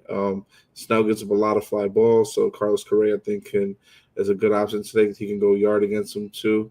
That's mainly the guys I'll be looking at today. Oh, Isaiah Kenner Falifa as well. Sorry, I forgot to mention him. IKF, that's a homer play, isn't it? Come on, we're playing IKF. We're doing that. And my Yankee stacks only in stacks. Where's he hitting? 7, 8. He is hitting 8th, so in the bottom of the lineup. So it's different. He's going to be low on for the Yankee stack. So that's a good play in my opinion. Fair enough. If you don't want to play IKF, if you don't want to play against Chopper, you don't want to play against Andre, you don't want to play against Herbert Good or myself, there's another way of playing fantasy sports. In case you're not aware, there's a site called Stat Hero, which is a unique fantasy sports platform that allows users to compete only against the house. You can participate in a head-to-head style contest for Stat Hero. They're going to provide a lineup that you have to beat with your very own, as well as pick'em style contests. They also have survivor pools available as well. I know, Chop, you took the time. You've built the team. I presume you feel confident. It's going to take the Stat Hero team down. I think Kirkwood, I feel like he had J-Ram in his team yesterday, so I assume that team won if you guys tailed them. Show up, Kirkwood. Who do you have today as far as your winners? Can we put up the graphic on screen? I'm going to need the graphic here because you forgot who you picked. It's been a while, Dean. It's been a while, but plus, I don't like to just do the graphic for no reason. If he's not going to use it, then I'm not going to do it next time. So they got that going for it, but I can actually pull it up. All I do, my strategy on this is in this particular instance, I'm looking at the players that they picked. It was a head-to-head. So they picked 3 guys. I have a chance to pick 3 guys. And I'm looking at the teams they picked, the players they picked from that team. And I think I can pick a better player from that team than they picked. So in this particular case, let me see if I can. You posted it in Slack if you can't find it, by the way. Man. Yeah, there's so many Slack DMs here. All right, so they had Mancini from Baltimore. I went with Mullins from Baltimore. They picked Vato from Cincy. I went with India. So I think I've got the better players from those teams than those guys. And then they Stat Hero finished it off with Wendell, and I finished it off with Tommy Pham. So I try to match, the Baltimore guy and the Cincy guy because it's obviously identical matchups for those players. And so I think I've got the better guys from the opposite team, and then I think I can beat them with Pham over Wendell for sure. So, yeah, that's just it's different strategies for every type of game they have, and that's the one I played tonight on this head-to-head. If this concept sounds interesting to you, check out Stat Hero. Use the promo code GRINDERS. Get a 50% deposit bonus up to $250 if you play over there today. Going to talk some outfielders in a second. Before we do, I did see a question specifically about an outfielder, Chop. Hoosiers hang banners. Do you like Schwarber tonight? It's left on left, but he's still pretty cheap on FanDuel. Do I like – who was that? Kyle Schwarber. That's a tough one. I don't typically like the left on left, and Quintana's had a good year. I personally not playing Schwarber. I don't even know if he's in my player pool. I'd have to adjust that thing when we get off the air final, but I probably won't play Schwarber, no. But, I mean, I get it. if it's low enough ownership, anybody's in play. The ballpark stinks. Probably better for stacks, I suppose. Castellanos is still crazy cheap on FanDuel. He's 2.3 over there. Bohm is batting third, 2.7. Hoskins is really cheap at 3K. So you get a cheap Philadelphia stack if nothing else. The ballpark's not great. The matchup is kind of mediocre. But who knows who he's going to be facing in the 6th, 7th, 8th, 9th inning, that kind of thing. If things go awry for Quintana, he's also on the road in the 1 spot, so he probably gets himself 5 ABs. Which most players don't. But yeah, like the matchup out the gate with Quintana is kind of mediocre. Of course, he's got incredible power and can homer off anybody. Andre, what are your thoughts as far as outfielder tonight? Favorite, one of the best plays on the slate, Aaron Judge, number 1. Just go with him. I also like, obviously, anyone in Coors. I also do like Christian Yelich today as well. Jordan Alvarez, Hunter Renfroe. I like him a lot today as well. Charlie Blackmon, if you're going to go with some Colorado guys, I like him and Bryant as well. Kyle Tucker, lefty. I still like the matchup, though, for him. Andrew McCutchen is another good option. Kyle Schwarber as well. I can keep going on and on. There's a lot of guys out here, honestly, that you can go with. Lamb is 2-1 on DK, super salary saver. Acuna seems a little bit too cheap for just his ability, for his talent. 4.9K, just under 5 against Mad Bum seems like a little bit too cheap. Of course, Betts is a big spend. The LR Dodgers, Lux and Bellinger are too cheap. Tyler O'Neill, especially on FanDuel, reverse splits against Anibal Sanchez, positive ballpark bump. And I want to say he's batting second. He's kind of jumping in that lineup as well. So I would throw those guys in the mix or add on. What do you have, Chop? Obviously, there's a ton of options in the outfield. Who are some of your favorites? Yeah, the Atlanta guys, I'm sticking with that one. Acuna and Ozuna really look good here. Tyler O'Neill against Anibal Sanchez. I can get behind that play. A guy I mentioned on the last show that never gets the ownership, Teoscar Hernandez, always kind of goes a little under-owned in this order. I like him. Hunter Renfroe came out the All-Star break on fire, man, and gets that lefty matchup tonight. So he's always been a left-handed masher in his career, so to speak. So I like Hunter Renfroe tonight. And Mitchell Mayo, by the way, is pointing out it's a revenge game for Renfroe. Oh, very nice. Throw that in there. That's a little extra gas on the fire right there for Hunter. And then just a total punt here. Not much to it, but a total punt if you need to save money. I kind of like Victor Robles in this match against Mikolas tonight. Where is Robles batting in the lineup? Leadoff. Okay, he's leading off. Yeah. I'll never forget him. He's the guy. I love him forever because of the clown nose he wore. Like he was messing with Mad Bum. So I'm on Team Robles. Like, let's have fun. Let's have a good time. And come on. I'm not on the side of Mad Bum, who's just a crotchety old fellow at this point. What's going on in the chat? Anything interesting in the chat as far as some questions before we yield? I know when we hit 100 likes, TJ is going to come on and just fire off 2 of his Spidey bombs. I think we're almost there. Let's knock that out. Kindly hit the like button. Do subscribe. Do turn on his notifications. Don't make me beg. Don't make me grovel. Dean, don't lie to the people. We got over 400 people watching. I'll give the first one at 100, but I'm going to need 150 for the second one. I didn't realize you guys are – you know what it is you guys came on early because Roth and TJ are just going to be fighting. First of all, Roth, where did you get that picture from? Did you do like a Google search? Where did you find TJ's like basketball picture when he was like 12? I said TJ actually – 12? TJ slid into my DMs. 18. Yeah. TJ hit me up and was like, just so you know, I am that dude. And these photos of him holding trophies with medals around his neck. And I was like, ooh, that is honestly a little intimidating. I mean, I've posed with a trophy before too. It doesn't mean I've accomplished anything. I just took a picture. I mean, he had the smirk. He had like the swagger that said he earned that trophy. Unlike you, Dean, I don't pose with participation trophies or ones that I have purchased. That was after we won the city finals in now. Earlier, Andre said that could have been from a science fair. Oh, he was making some allegations. I was listening to the whole show. I know Andre's been on my squad the whole time. On the RG basketball game, we're teaming up. By the way, Roth, no pressure, but I may or may not have wagered American dollars, not loonies and toonies, not that nonsense, but American dollars on you. I bet on you already in the match. I assume it's going to happen at some point, but you got my backing. And I even laid 120. I laid juice. I made you the favorite. Who are you? Who's betting against me with those odds? Andre. Yeah. Wait, Dre, why? Dre, why? Because I just feel like you're a little bit older. TJ's about my age, so I think that's on our side a little bit. So plus Dre doesn't hate Canada like you, Roth. Yeah.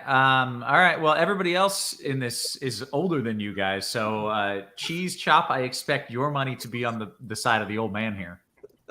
I got to go with the old geezer, man. You got to. Yeah, USA every time. USA.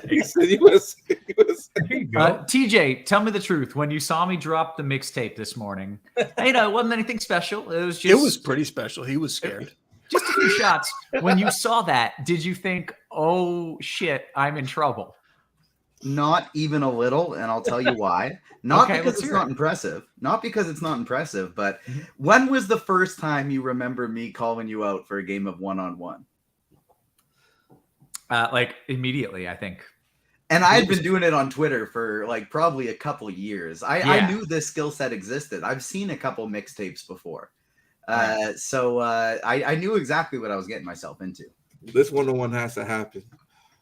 I'm trying to find it now. The people are, we showed it earlier. I dropped the link in chat. Maybe producer Devin or producer Steve can drop it in chat. And I don't know, is it possible we can roll it at the end of crunch time, show the people the mixtape? And tell me this, Roth, how many takes until you got that mixtape? Was that one? That was first take? Was that 3 takes, 7 takes? How many takes did that take?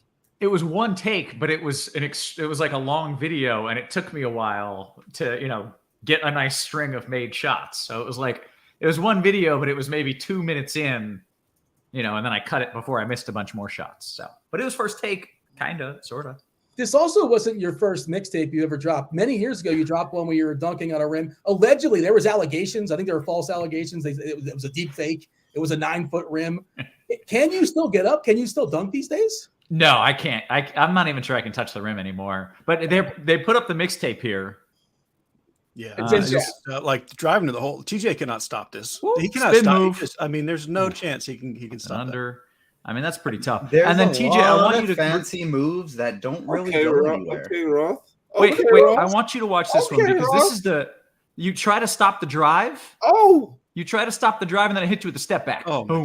Yeah. See, but I won't even be trying to stop the drive because you're not going anywhere with those crosses. You're just That was an standing ankle still. breaker. Don't worry about that little Jordan fadeaway. Yeah, and look, I got range, TJ. Look at that from deep. You are good, and you will definitely score baskets on me. You just won't be able to stop me. They cut off your last 3, by the way. There was one more 3 on layaway, Roth. And it went in. I want everyone to know it went in. Yeah, I mean, I'm just kind of creeped out by your confidence. It honestly makes me a little bit nervous that you're that confident. So I'm very good for where I live, but I also live in a city with 250,000 people. What country? What country is it? Out of curiosity. What country is it? I don't even care what city. A small city in Canada. What are you talking about? The country of 2-time MVP Steve Nash and NBA champion and all-star Andrew Wiggins, RJ Barrett, Jamal Murray. I could go on and on. I've never heard of one of those people. SGA. Hey, before everyone leaves, I have a question for Chop because Chop is the BVP doctor. Yes. As you know. And I don't know. Can you tell me if Gary Sanchez BVP is tremendous or terrible? I don't know. We've discussed this. My BVP model says do not play Gary Sanchez based on BVP tonight. Darn. Do not play Gary Sanchez. Jose Altuve, a different story. No Gary Sanchez. Redo all my lineups. I just saw the ISO and I was like, come on, Chop. Now, before we get out of here, I do want to point out one thing. Roth says there's a lot of confidence coming and it's making him nervous. The last time I heard this kind of confidence going into an RG basketball game was Travis Mangone, and we all know how that turned out. So, Roth, maybe you shouldn't be so nervous about that. You could probably find the video for that somewhere still 5'5"? online. That was embarrassing for all. Yeah. Who did Mangone play? He was like 5'3", so. Well, remember the last RG party where you had the bum ankle or the bad back and you couldn't play? Yes. for the third time you couldn't play. Remember that? Well, I'm a little injury prone. I got a bad back. It's all right. We had our teams. Yeah, he was on my team. He talked a good game going into that game. I gotta clear the air quick because there is a bit of confusion in chat just about Canada in general. They said we could only play basketball for about 7 weeks a year. To confirm, there are gyms in Canada. We can play basketball heaters indoors. Gyms? Yeah, you know what? I actually golfed 18 holes today, and it's 105 outside. Is that in American or is that in Canadian 105? That's American 105. I translated it for you guys. Canadian 105 is like 2,000 degrees. That would be too hot to play. David, do you know that Carlos Santana has hit 8 career homers versus Justin Verlander? I do. I look at BVP like once or twice a year, and I saw someone mention it. I think Alan mentioned it in chat in Discord. So I was like, I'm gonna look at BVP, and the first thing I saw was Carlos Santana. So I locked him in today. Yeah, the lock button. Chop's very excited about that as well. We should step aside and make way for the FanDuel sponsor Crunch Time. We had a fun time as far as this is gonna. Eventually it's gonna go down. Roth, I don't want any last second injuries. The money is on you. I'll give you a kickback, 10, 20%. I don't know what makes you happy. What's going to motivate you? But I'm betting on you. I was sold by the mixtape. We got a big boy slate, 13 gamers. We want to yield to that. Roth, you got to tell us what's going on in St. Louis, I guess Washington, amongst other places weather-wise. Myself, Andre, Chop, we're going to step aside and get out of here. The FanDuel sponsor, Crunch Time, starts now. Okay, good stuff as always by Dino and the crew. Like him even more now that I know that he's betting on me. He was already one of my favorites. But a couple more of my favorites here. 2 of the sharpest minds in the biz. 1, Mr. Cheeseisgood, Dave Potts. How you doing, Cheese? Oh, I'm doing great. I'm just happy to be here with you guys who I know can, be rivals on the basketball court, but teammates in the crunch time. So I'm just honored to be a part of this. You're right. You're not wrong about that. We got our guy TJ as well. He's not as good at me as basketball, but he is great at Mlb Dfs. So TJ, how you doing? Doing pretty well. We already hit 100 likes, so I guess I can give the first Spidey bomb since Dean just let it out early. We got 450 people watching. I want more likes, so it'll be 150 before we give you the second one. But first one of the day, great hitter, little low owned, got the platoon advantage. We're going with Byron Buxton. Okay, Buxton with Spidey bomb numero uno. We do have some weather concerns here in New York. They're going to play through light rain. Maybe really late that rain gets heavier, but I'm not concerned. Do whatever you want in New York. Atlanta, chance for a delay, but that would more likely be late as well. Play whatever you want, do whatever you want. Similar story in Colorado. The game that I still am not certain what's going to happen is in Washington. Washington hates playing a game and then getting a delay. So to avoid that, they late start games, which yield postponements. And I'm a little bit worried they're going to do that dumb thing again that they do. If they late start it, I would be a little bit worried. If they don't late start it, they'll be able to finish it. So long as they decide they want to play, it'll be fine. If they late start it, that's when I'm going to get a little bit nervous. But now, to be clear, if they late start it, they could play. It's just a matter of, because it's Washington, who knows? But they could, weather-wise, they could play if they decide they want to. Yes. Yeah. It's not a washout all night or anything. There's basically one storm upstream and then another farther upstream that I think is going to fade out. If it wasn't Washington, I'd feel pretty good about just saying hey, chance for a delay.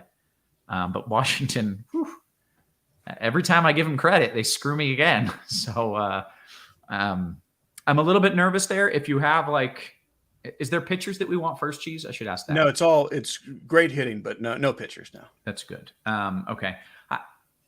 I'm a little bit nervous about it just because of who it is, but if you feel you need it, or if you feel there's no comparison to it, even in cash games, okay, fine. If they late start it, then I'd start thinking, all right, maybe this is only a tournament play. That work? Yeah. I mean, I don't know if you would play anything in it in cash anyway. I would, because how much I like St. Louis, but it's not really a cash play anyway. Okay. So, well, we still have 30 minutes for me to watch and see what happens, and I am a little worried that they're going to late start it, but I sure hope they don't. So let's kind of monitor this. I'll watch radar. We'll watch for what they decide to do. But assuming there's no announcement, I think the game should play and, maybe end up with a delay. Let's get to the slate in general. And Cheese, you can kind of break it down for us if you would like to, sir. So big picture, the Dodgers, again, in course of the chalk, they scored 13 runs without hitting a homer last night, and they could easily score 13 more. But it's not nearly as, hey, you have to play this as it was last night, just because it's a bigger slate and there's more high-end teams. There's a lot of good pitchers, which kind of knocks like half the offenses out of contention outside of MME. So we'll kind of jump into the pitchers, but essentially that means I have a somewhat clear dividing line on both sides. I like these pitchers. I like these teams.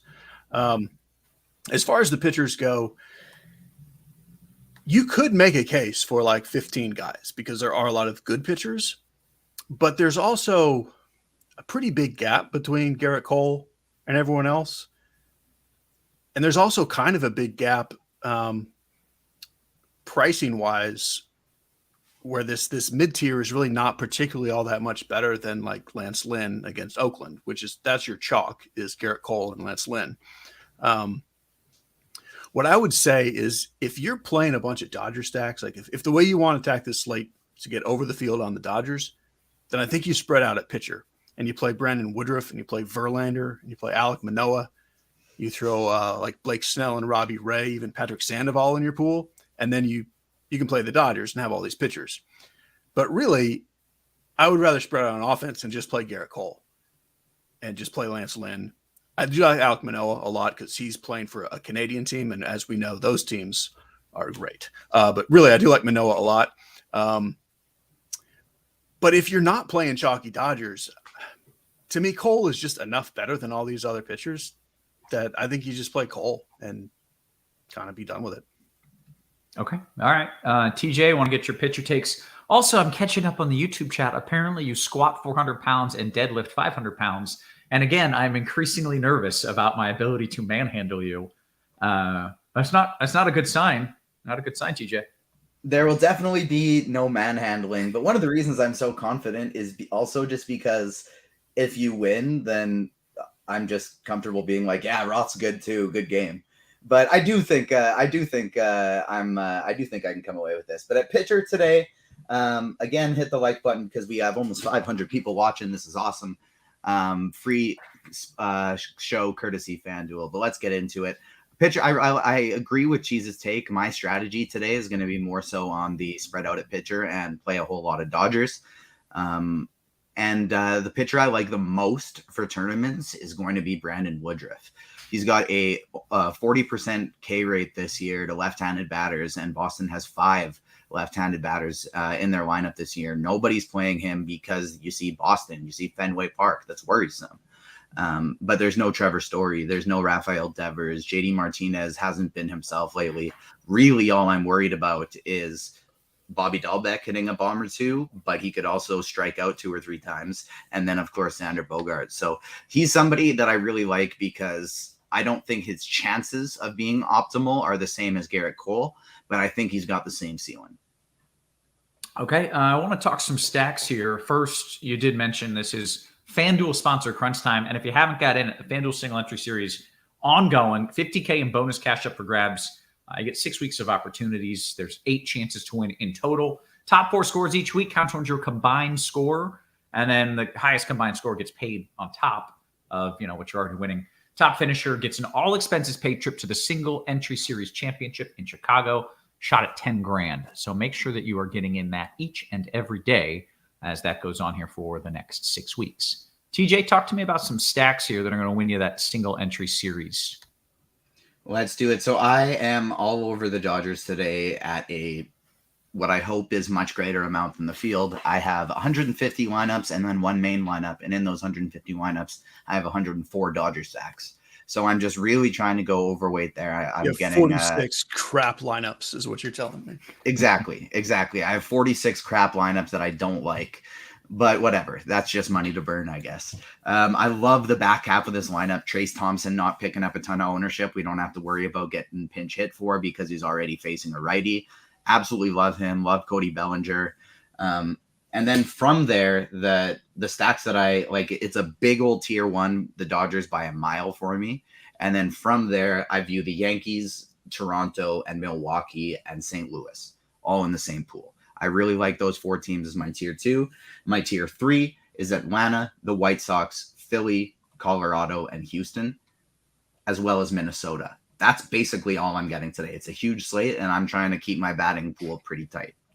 Okay. Cheese, you want to talk some of your favorite stacks? Yeah, and I'm also like, it's a tighter pool than I would sometimes have on a huge slate. And I kind of like TJ's mode of attack is kind of exactly one of the 2 options that I said I like. And I have the other option where I'm not overweight Dodgers and focusing on Cole, but then he's playing Dodgers, in which case I absolutely play like Brandon Woodruff and these other high-end pitchers. I think that's a great strategy. So the teams that I like a little ahead of the Dodgers, not that I think they're out likely to score out the Dodgers. I'm not sure if that's, any real words. Not that anyone is likely to beat the Dodgers, but if someone does, Cardinals are first for me. Yankees and Toronto, I think, are kind of the obvious ones. And even Toronto, even without Springer and Bichette, I like them just as much, honestly. That's something I want to chime in quick because they talked a lot on the last show where I understand the takes, but they talked about downgrading the Toronto stack due to the lineup. No Springer, no Bichette. I kind of like it better. Yeah. Because we get somebody like Matt Chapman, who's just been absolutely slinging the ball lately, moving up to, I hoped better, but just 6th. And then you get some salary saver like Kevin Biggio. You can play at second base. You can play at third base. And I just absolutely adore him as a play today because he's even he has some power. He's nice in tournaments, but also he just walks an absolute ton. So when you got guys like Vladdy Guerrero behind him, if he gets 2 walks and a hit and somebody knocks him home, that's a good game even without the power. Yeah, I'm totally with you. We feel the same about Canada here. I actually like Toronto as much, if not more. I wasn't going to play Springer anyway. So basically it's just you lose Bichette, but then you get a super cheap Biggio. So yeah, I still like Toronto just as much. Okay. You want to go through some of your favorite positional plays here, Cheese? You know that I do. So Will Smith has just a ginormous edge at catcher over the field. And salary-wise, like he's more or less the same price as like Kirk and Real Muto.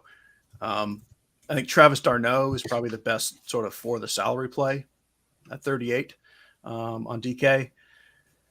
Will Smith on FanDuel, very strong play as well.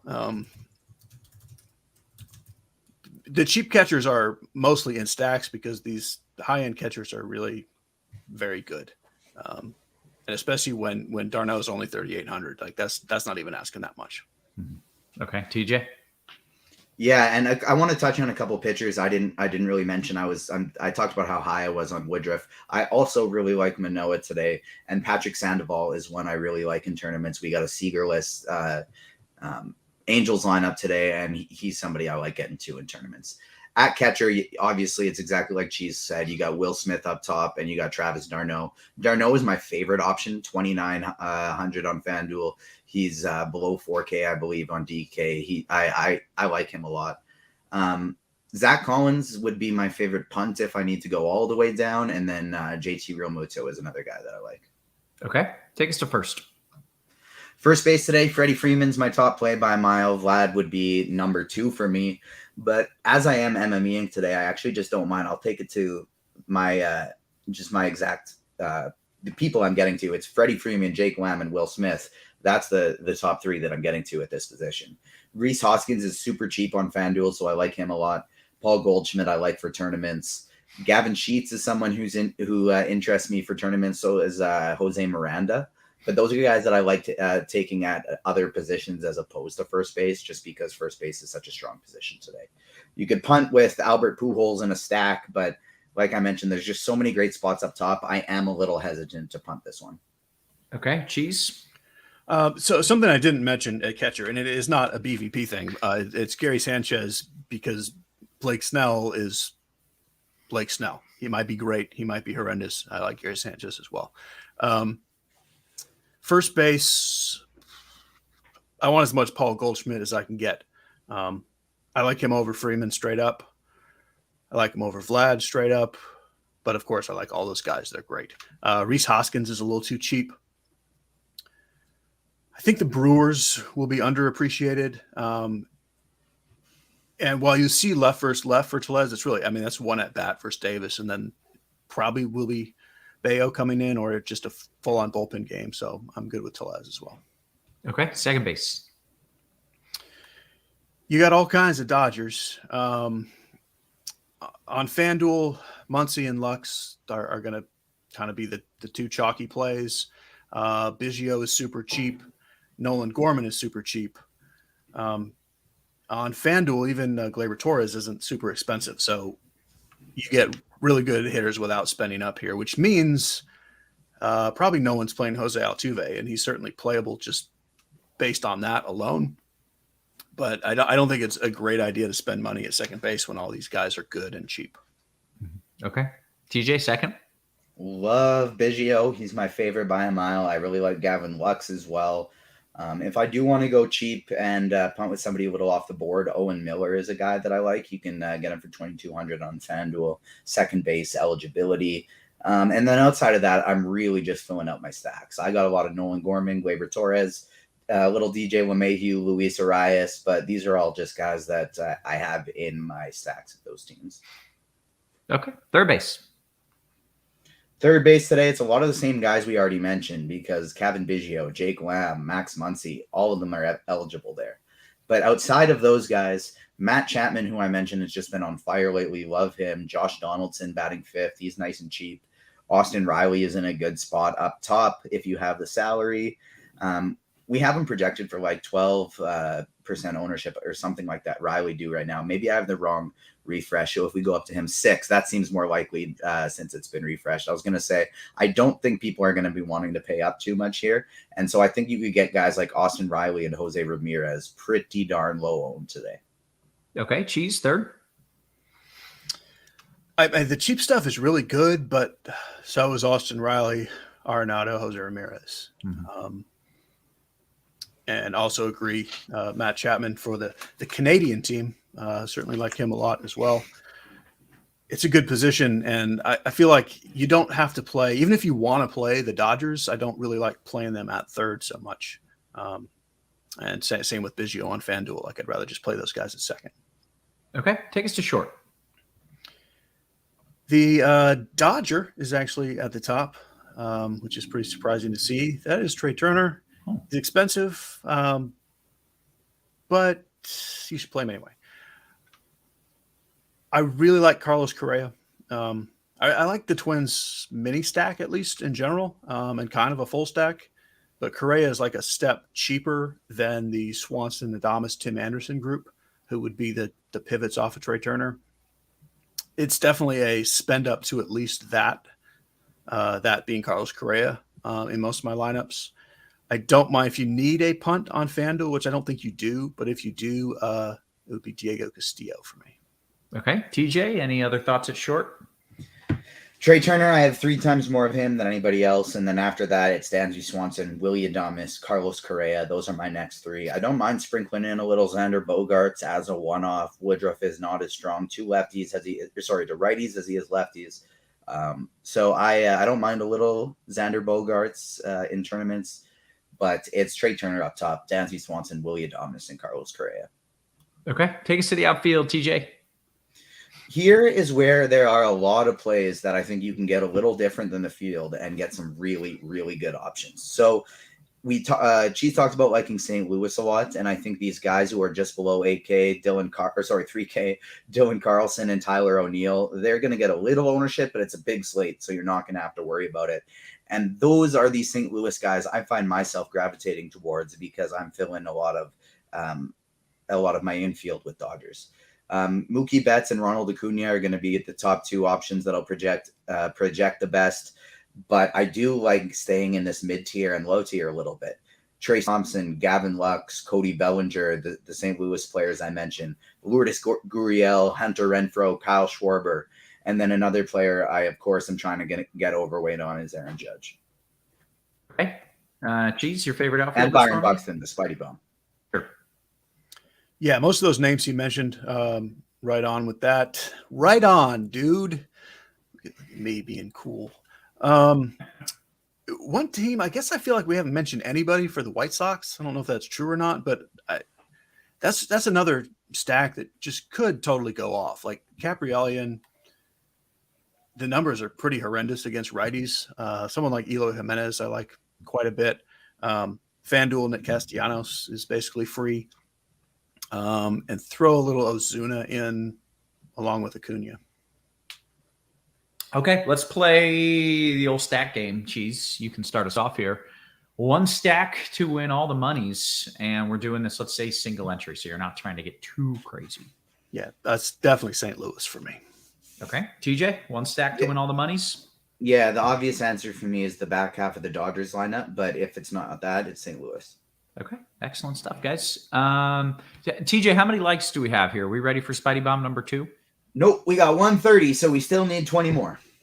I mean, this should be easy to do. Hit that like button, get TJ's Spidey Bomb. I might even give you a home run call if you get those likes in, and you know those Roth bombs. They've been hot. Okay, let's see. Let's take some QQs here. Gonna pull up the old RG. Would it maybe be good time to do a little radar check in Washington? Yeah, sure. We can give an update there. That's not a bad idea. Yeah. There's really nothing that's changed. There's one storm upstream. It'll probably get there in about an hour. And that's why I really don't want them to late start, because I hate when teams late start for a storm that's not there yet. So assuming they don't late start, they start playing, they might have to delay for that. They might even have to have another delay after that. But as long as they start playing and don't late start, it's not going to rain all night. You know, they should finish. So no immediate issues, but I'm looking through Twitter right now, and there's people are posting who are at the game, and the Cardinals are warming up right now with no tarp on the field. That's what I like to hear. Okay, it's a good sign, I would say, and stick with it unless we hear that late start, in which case I would bail in cash, and if you still want to do it in some tournaments, then that's fine.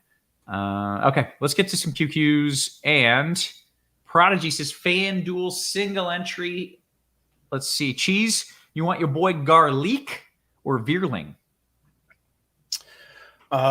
Officially, I do not like either at all unless they're in a stack. But if you're taking one on their own, I would go with Garlic. I feel like it's been a while since we've seen Garlic pop up. Has he just been? Yeah, well, he hasn't even been playing. Like, he's not even a regular player for them. Like, he starts against lefties and then comes out of the game. Okay.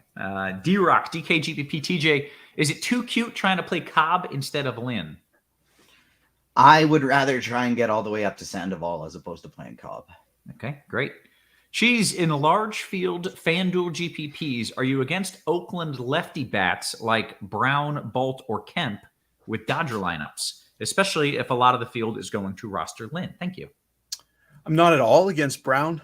I personally wouldn't play anyone other than Brown outside of a stack. And I think a stack is viable. Like, Oakland's not really that horrendous, and Lynn is not really that great, even though he's chalk. But on their own, or even in a mini stack, it's kind of just Brown for me. Great. Okay. Achilles, FanDuel single entry. TJ, this is, I'm just going to read it as is. Lynn, Freeman, Turner, or Cole, Glaber, Fletcher? First one. Okay, great. FanDuel single entry. Cheese, coming to you. Woodruff, Veerling, or Lynn Judge? There's a second Veerling that's come your way. Wow. I like Lynn Judge. Yeah, that sounds better to me. Amateur Hour, DKGPP. Do you mind Chavez as a one-off at first, TJ? Not at first. Okay. Carolina guy, Cheese. First. You can play him at second. Okay. Who did you say? Who would you rather have at first? Did you say someone? I mentioned earlier I would rather just spend up there. If you're talking FanDuel, Jake Lamb I would try and get up to, or Reese Hoskins. Okay. Gavin Sheets. There are options a little bit more. Don't play Michael Chavis at first. Gotcha. All right. Carolina guy, 2,500 Cheese left in the outfield in a FanDuel GPP. You got a guy? Castellanos. Okay. Let's see. TJ, any cheap pitcher outside of Lynn on DK that is viable in tournaments?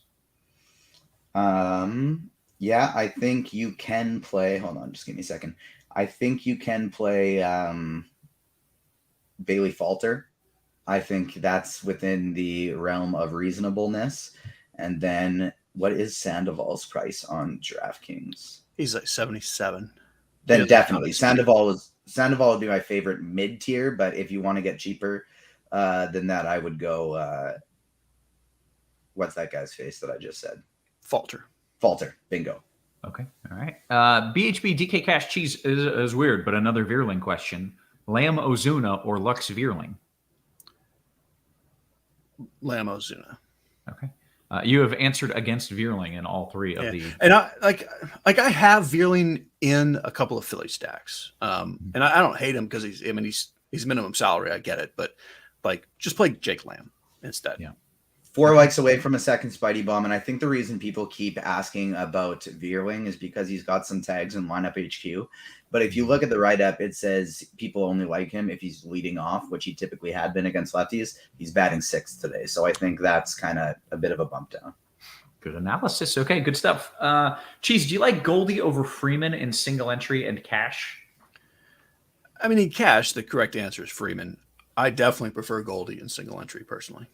Okay. Amateur Hour says, any weather issue for Cole? Where is Cole? New York. No. Yes, but no. There's a low chance of an issue there. Not enough that you should worry about it. So, no. DK Cash, TJ Swanson or Gleyber Torres? Swanson. Rocky Raccoon Cheese, how many Newt bars is too many Newt bars? 42%. I actually I really like him. I honestly do. I have a lot. Love it. That's I have like Newt Bar versus Veerling. I will take Newt Bar every time. Okay, great. Best pitcher in a Fanduel large field GPP, TJ, other than Cole? Brown and Woodruff. Okay. Jay says, Cheese, if I'm stacking the Blue Jays without Vlad, I'm using Goldie. Oh, actually, I think the question is stacking the Blue Jays without Vlad using Goldie not necessary in DK single entry?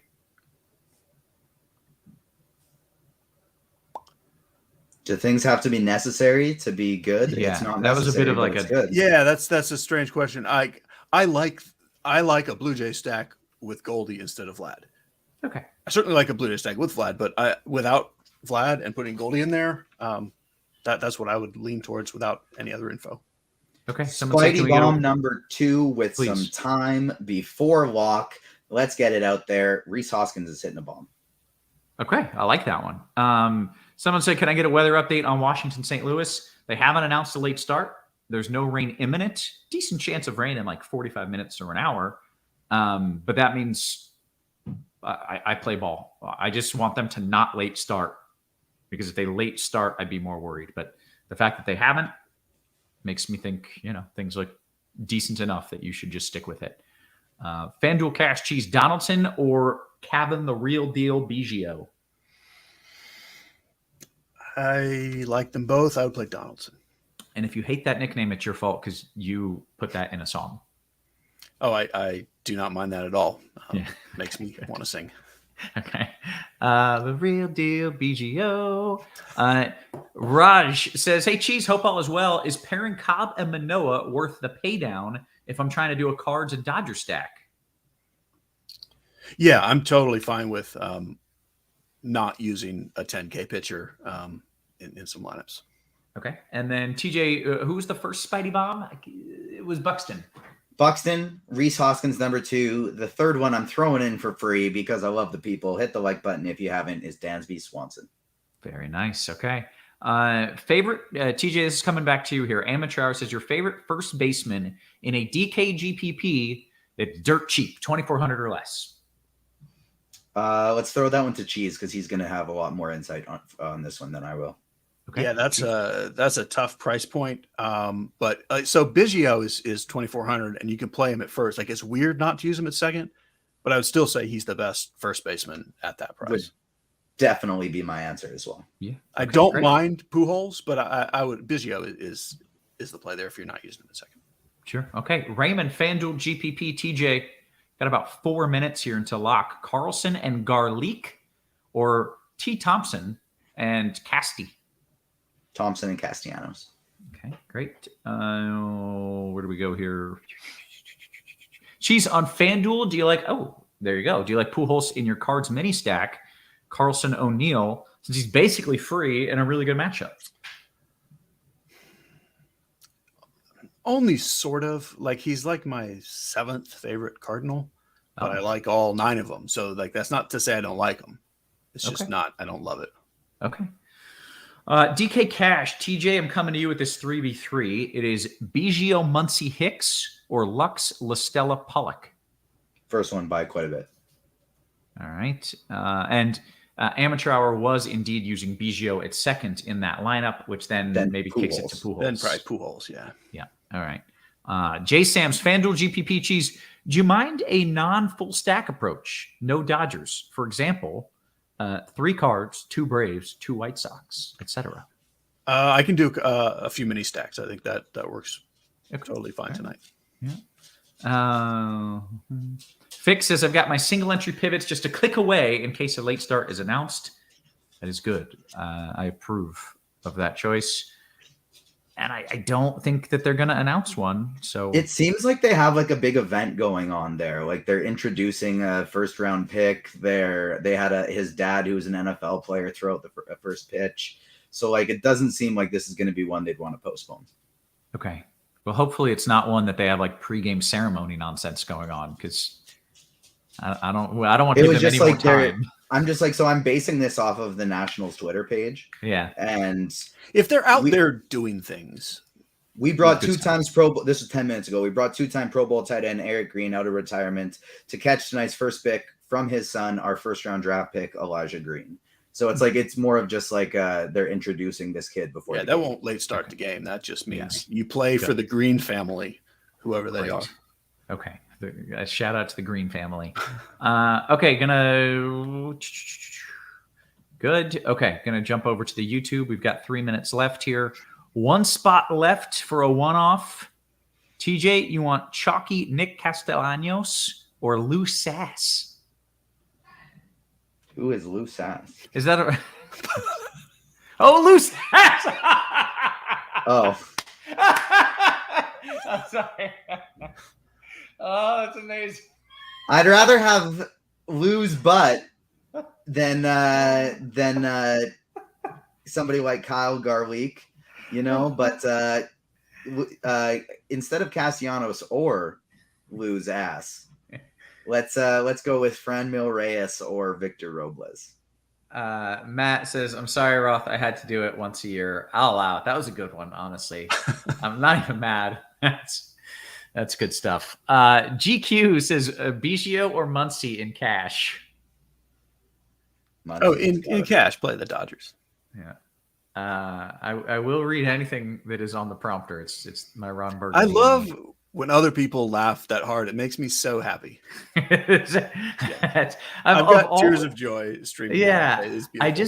I feel like I had heard all of the names that you could possibly get me with that are funny, but I had never seen that one. That I won't say it again, but that was really good. All right.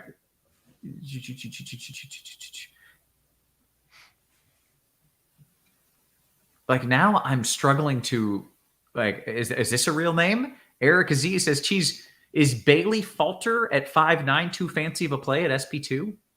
No, that's the guy TJ mentioned when someone said, is there a cheap pitcher I can play? I think he is the cheap pitcher that you can play if you need it. Okay. Most important question of the day here. Who breaks the slate tonight? That's what Pony says. Brown and Woodruff. Goldschmidt. Cheese? Goldschmidt. Oh, Goldschmidt. Oh, Goldie breaking the slate. Okay, I like it. Let's see. Cheese, I didn't get a home run pick of the day from you, but maybe it's Goldschmidt. Yeah. Okay. Goldschmidt. And the other thing I want to just toss out there that I'm playing a couple of, and we'll just add it to the homers of the day. The Giants, without a lineup yet. Brandon Belt will homer. Okay. BHB DK Cash, Cheese, Belly Robles or Ozuna Lamb? That's pretty close. Is the Giants lineup out yet? Belly Robles. Not that I see now. And I think it's because Jock Peterson just got placed on 7-day concussion IL. Well, that's no good. Okay. And Cheese, you liked the Cardinals, correct? They're my top team. Okay, so then I will send this one to you. Dan Jan says, is the best way to build a card stack wrap it around 9 through 4? Probably yes, because it's like shortstop is kind of the weird position salary-wise, where it's kind of nice to get Edman in there. Okay. With that, gentlemen, we have hit the lock. Big shout out to our sponsor, Fanduel, getting this content for you for free. If you like it, if the weather works out, in fact, just hit the like button now. If the weather doesn't work out, you can unlike it. If you hit the thumbs up a second time, it will remove your like. But for now, if you appreciate the free weather information, that's all Fanduel. So go ahead and give a like to here to our wonderful sponsor for getting this on the YouTube. Take a few more QQs. Cheese, this one coming in. Actually, TJ, I'm giving this one to you here. Lamb O'Neill or Smith Garlic? Lamb O'Neill by a mile.